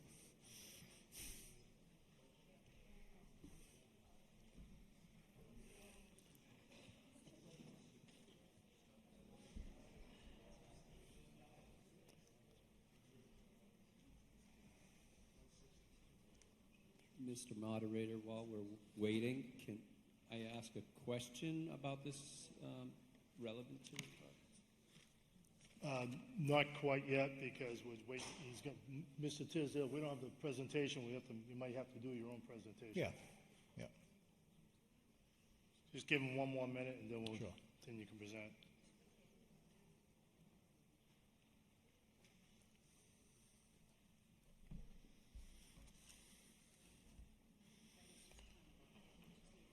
Sure. Need about a minute or two. Everybody just relax. I know we're moving kind of fast.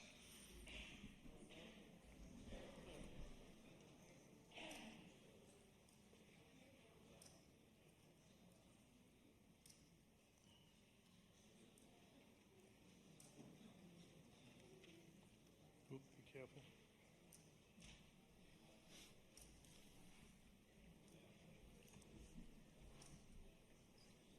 No, I don't have it. He had a presentation, like a PowerPoint. Do you have it?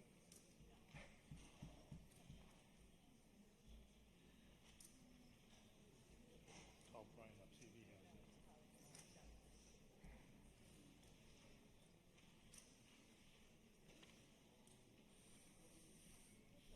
Are you, Mark, could Yeah. you present? Yeah, I can present. We're going to move forward. Go ahead, Oh, Mark. thank you, Mr. Honorary. What I was going to present was a nice colored plan that showed what's in the back of the book already. And you may have already seen it through multiple presentations we've had. But it's on page, in the back of the book, page 162, the backup information. So in summary, what this project's going to do is, again, it's a result of the article from 2 years ago. We've fully looked at it, we've reviewed it, we've designed it.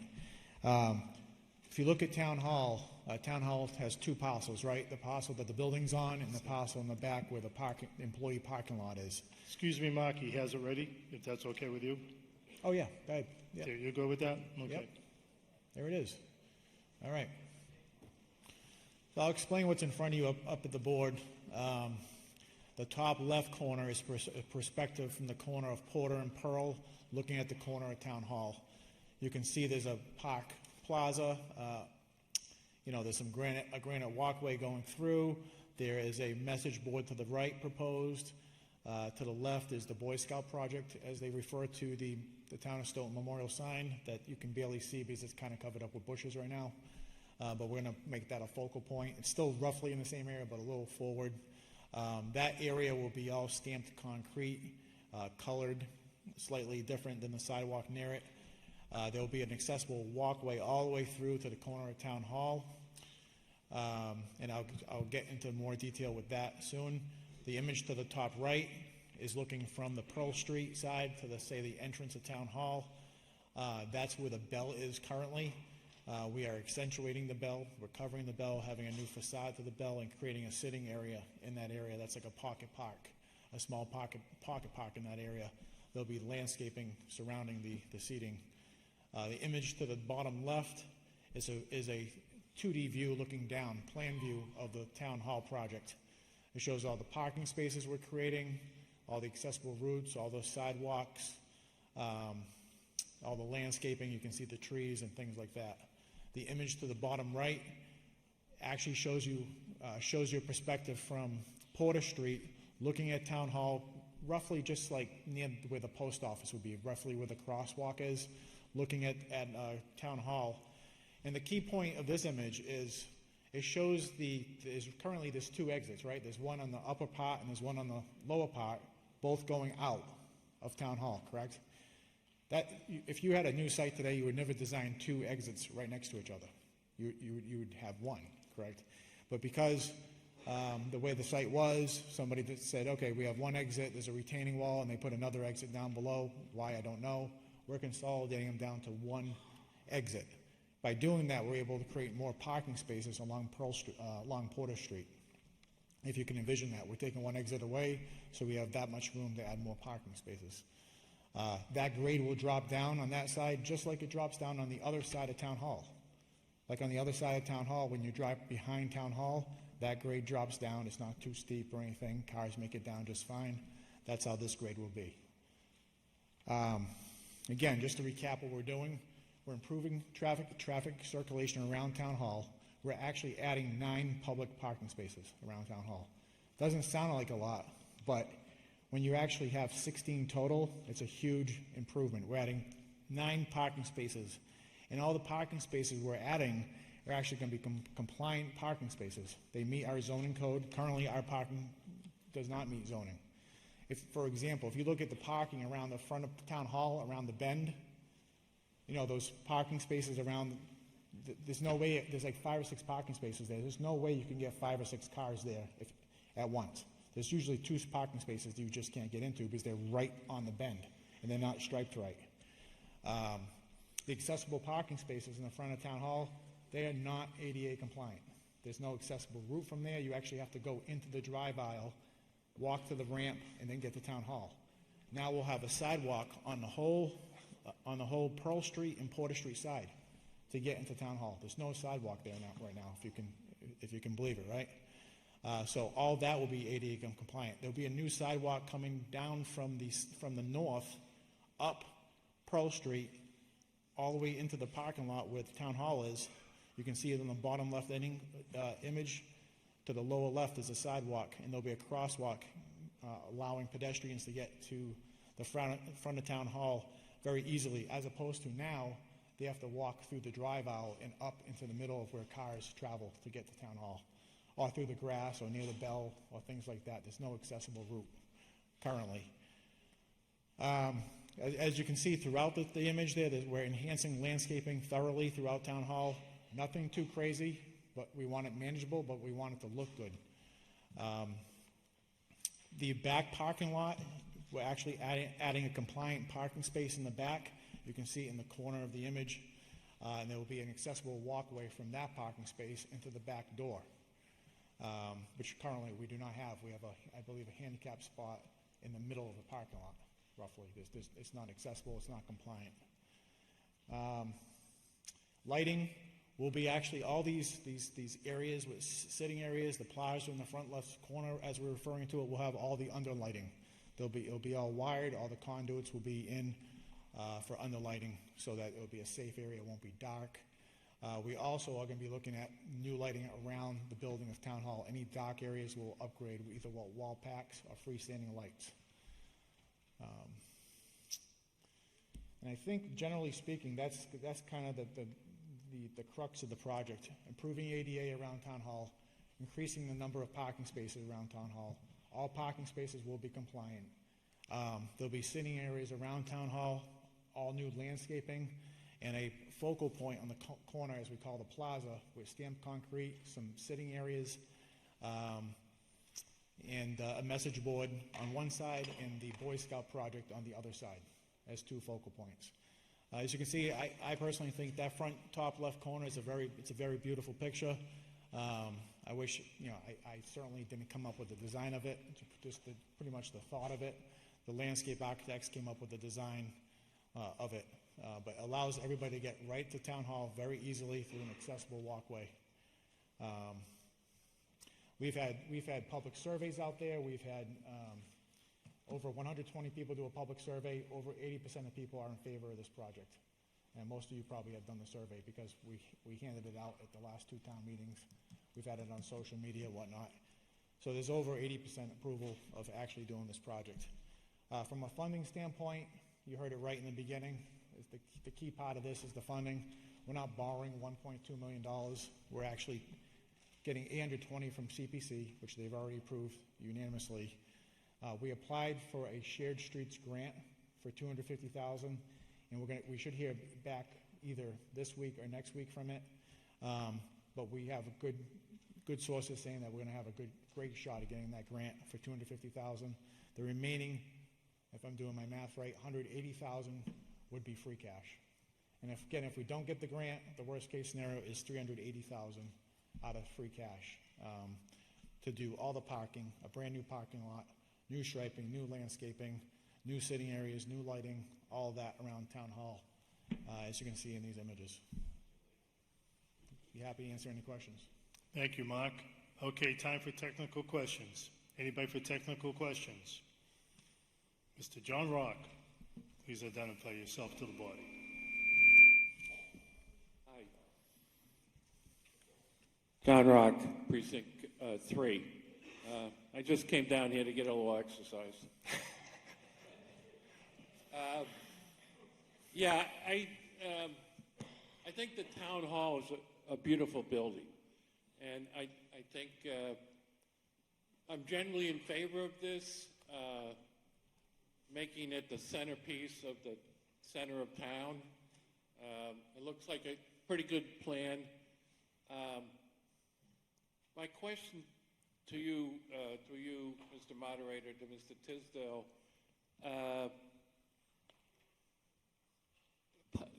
the concept of a pocket park, how many do we have in town right now? The word pocket park, I believe, has been used for the pocket park near the school, the one near the stadium. Right.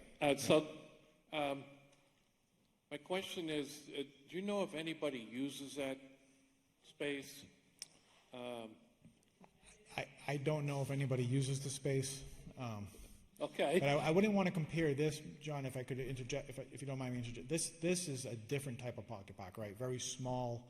It's not a long linear, it's not going a couple hundred feet along a road. This is a small little area referred to as a pocket park. It's essentially benches with landscaping around it. Okay, thank you. So it's right in front, and the people sitting on the bench, what are they doing? They're looking at traffic or what? Yeah, there's a lot of people that, visit Town Hall. They need a spot to sit. All right, yeah, I mean, I'm all for places to sit, so thank you very much. Thank you, Mr. Rock. Okay, let's move on. After town meeting, I'll probably be sitting on one of the benches looking out that way. So, okay. Jonah, can you identify yourself, please?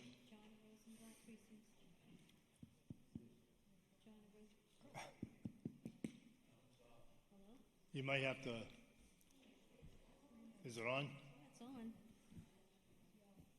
There you go.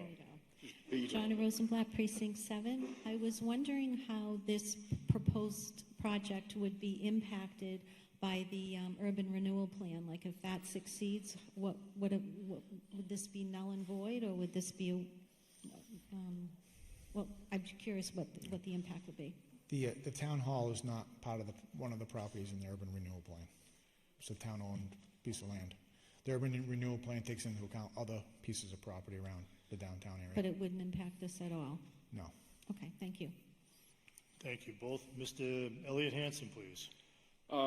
Quick question. Elliot Hanson, Precinct 1. There's an abandoned house there right next to the town hall. Is there any, if that thing is Are we torn talking down, about the I'm sorry? park? You talking about the park, or? Well, it's the improvement around the town hall. Is there any plans amiss on that, you know? Well, let me ask Mr. Tisdale. Does that involve that other section of the building to the right? Or Let's put it this way. This plan has been designed to account for potential acquisitions around town hall and making the traffic flow work with it. And I think the pocket park would be perfect for a perfect part of the proposal, so thank you. Okay, thank you. Anybody else for technical questions?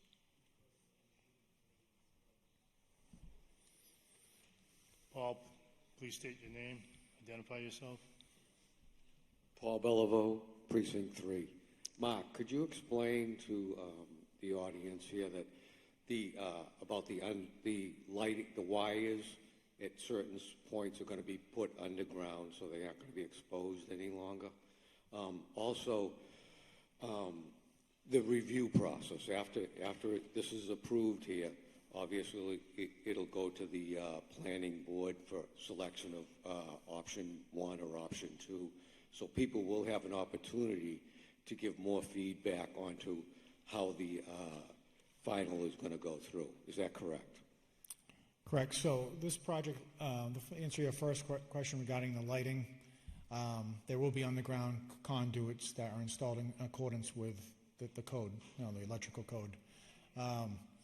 And when I say the underlighting, I mean, say that, for example, that corner plaza area, there'll be areas near the wall. There'll be a little sitting area with a wall. There'll be underlighting there. So it's not just a dark area. Some of the walkways will have underlighting. Near the building, there's some dead spots for light. They're dark sometimes in the back and the side of town hall. Those areas lighting will be provided. To answer your second question, Paul, the planning board process, this doesn't, I believe, meet any thresholds to go through a review or permit through the planning board. We're not changing the use or anything like that. So I don't believe it requires a planning board permit at this point in time.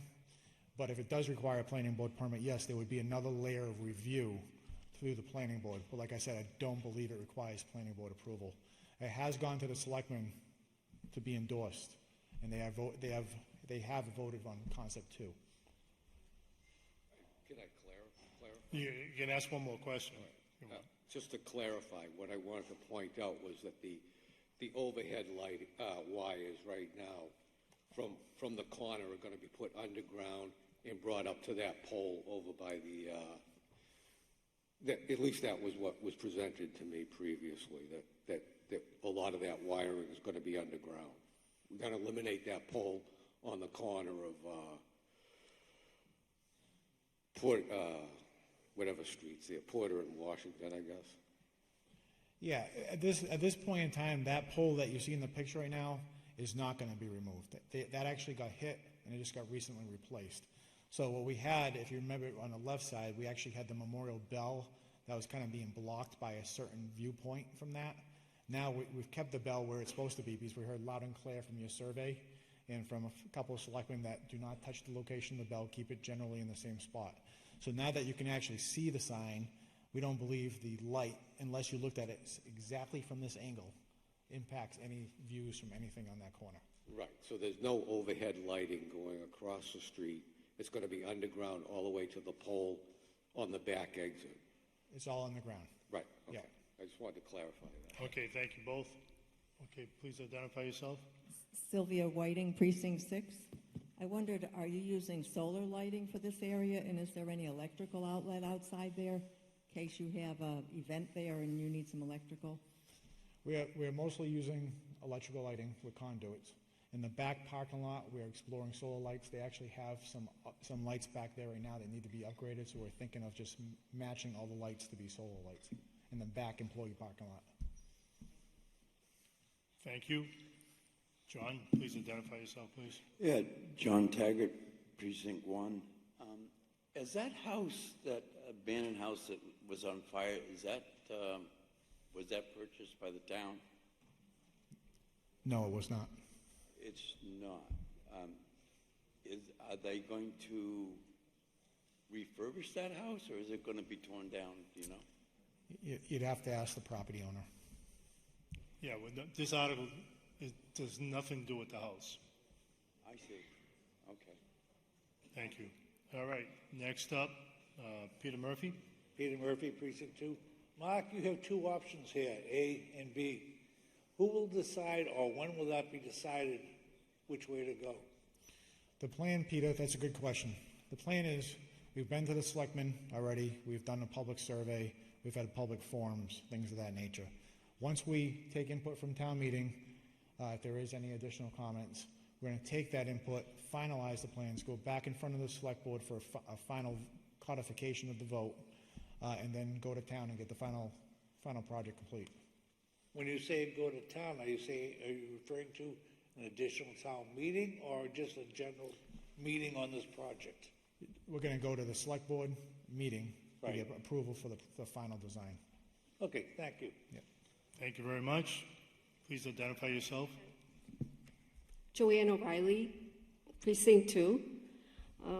First question is, how much money have we spent already on studies and planning?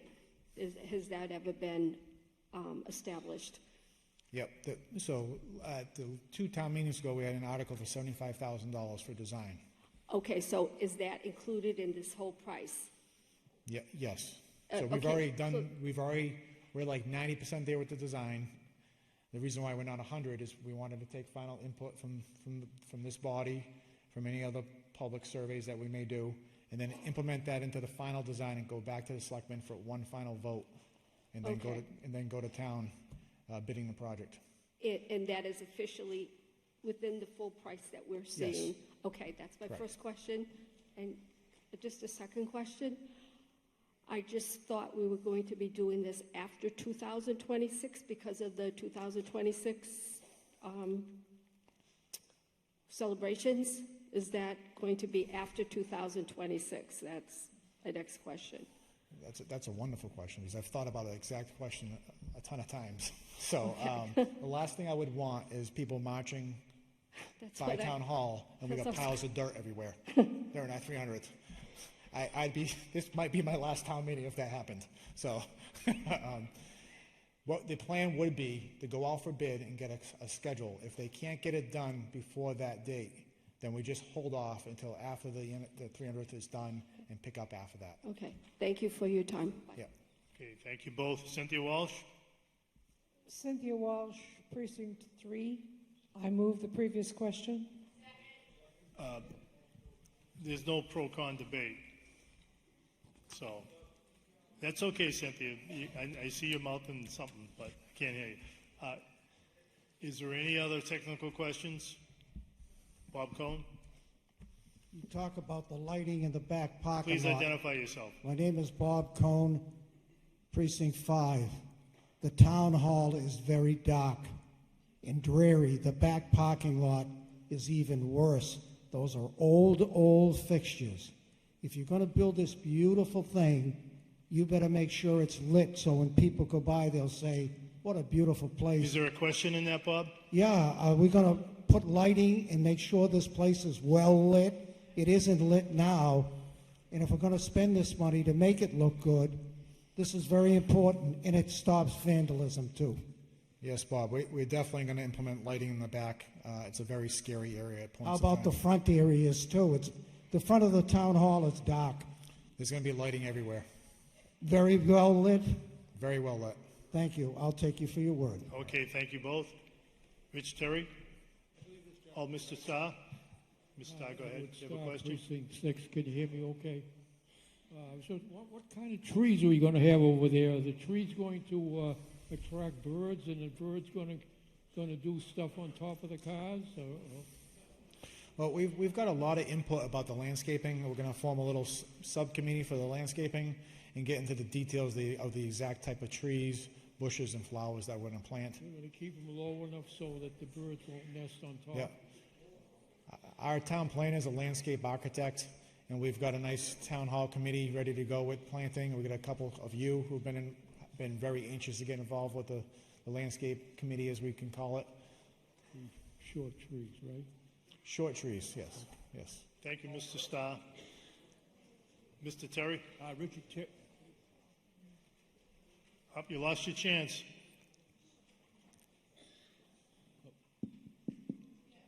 It's working. Richard Terry, Precinct 8.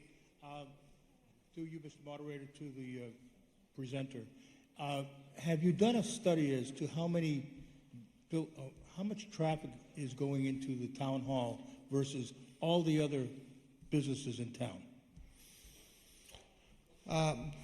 This is going to sound kind of like a semi-cocky way of answering your question, but it's actually a real answer because I drive into town hall every day. First of all the upper parking spaces are always filled throughout the day. And if you have any sort of public meeting, they're always filled. People are finding on-street parking, or they're parking in the back employee parking lot, or in the Rose Street parking lot, or down Rose Street. So it's definitely at capacity and needs more parking spaces. Even during the day, from employees, I know the employees are secondary, right? But there's not enough employee parking spaces either, so we have to park down at the municipal parking lot past the police station.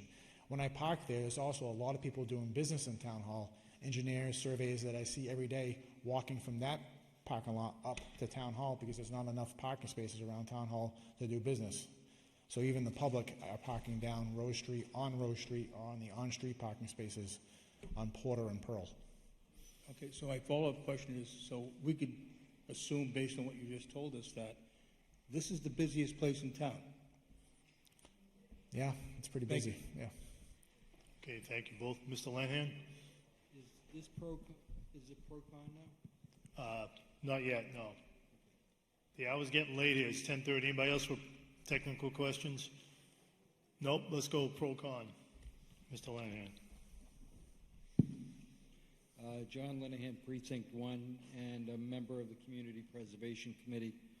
I would say we ran these guys through the ringer, and they really came through with a design that is incredibly attractive and going to enhance town so much that I'm totally sold, and it was unanimous on the CPC, so well done. Thank you, John. Mr. Lurie? David Lurie, Precinct 6. through you to the body. I'm in favor. I'll be voting yes on this, primarily because of the parking. I think the design needs, you obviously have to do some design. There has to be some landscaping. And I don't believe you need a message board. I'm only saying all this because you're saying 90%, so there's obviously room for movement on something you do with the final design. The other aspect is that we do a lot of activities like Memorial Day parades. We're going to have one in about 3 weeks. And when people come there, they congregate and they want to see what's going on. I see a lot of like landscaping where I can't see people stepping on a lot of areas that you're creating around the pocket parks or whatever you want to call them. I just hope that you think carefully about how much you overdo the design, even though it looks attractive on a two-dimensional presentation, that in reality it could be over-congested. And a message board, I mean, I don't see a lot of traffic driving by it and saying, oh, I need to find out what's going on in town. I'm going to drive by Porter or whatever streets are surrounding to say, oh, that's what I needed to find out. It just doesn't seem needed. It's overdone, and it's one less thing to obstruct the sight lines when people want to watch a ceremony. I just like you to be cognizant of that. That's all I want to say. Okay, thank you. Anybody else for pro and con? Mr. Anzavino? No, I'm here to make the motion. Okay. All right, let's take the vote now. Okay, I don't see any more pro and con. All right, are we ready, Michael? Okay, we just need a second. Second or two.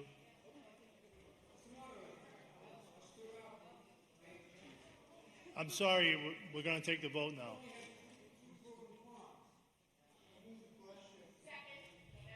Well, the moderator decided to take the vote. Nobody else stood up when I asked for pro and con. I didn't see you, sir. I had my head up. My eyes weren't open, but my head was up. Okay, everybody ready to vote? This is simple majority.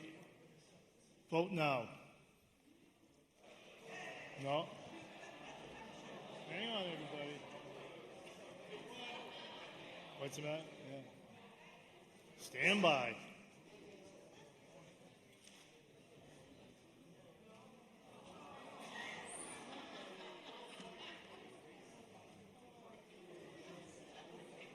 Vote now.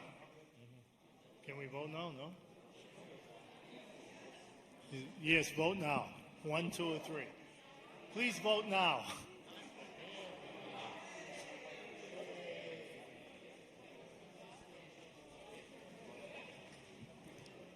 Can I get a motion?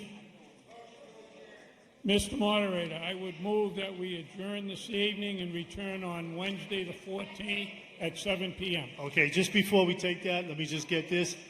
Article 33 passes, 99 yes, 23 no, 0 abstentions. Declare that a vote. On the motion by Mr. Anavino, all those in favor say aye. Aye. All those opposed? Thank you. Have a good evening, and we'll see you Wednesday, May 14th.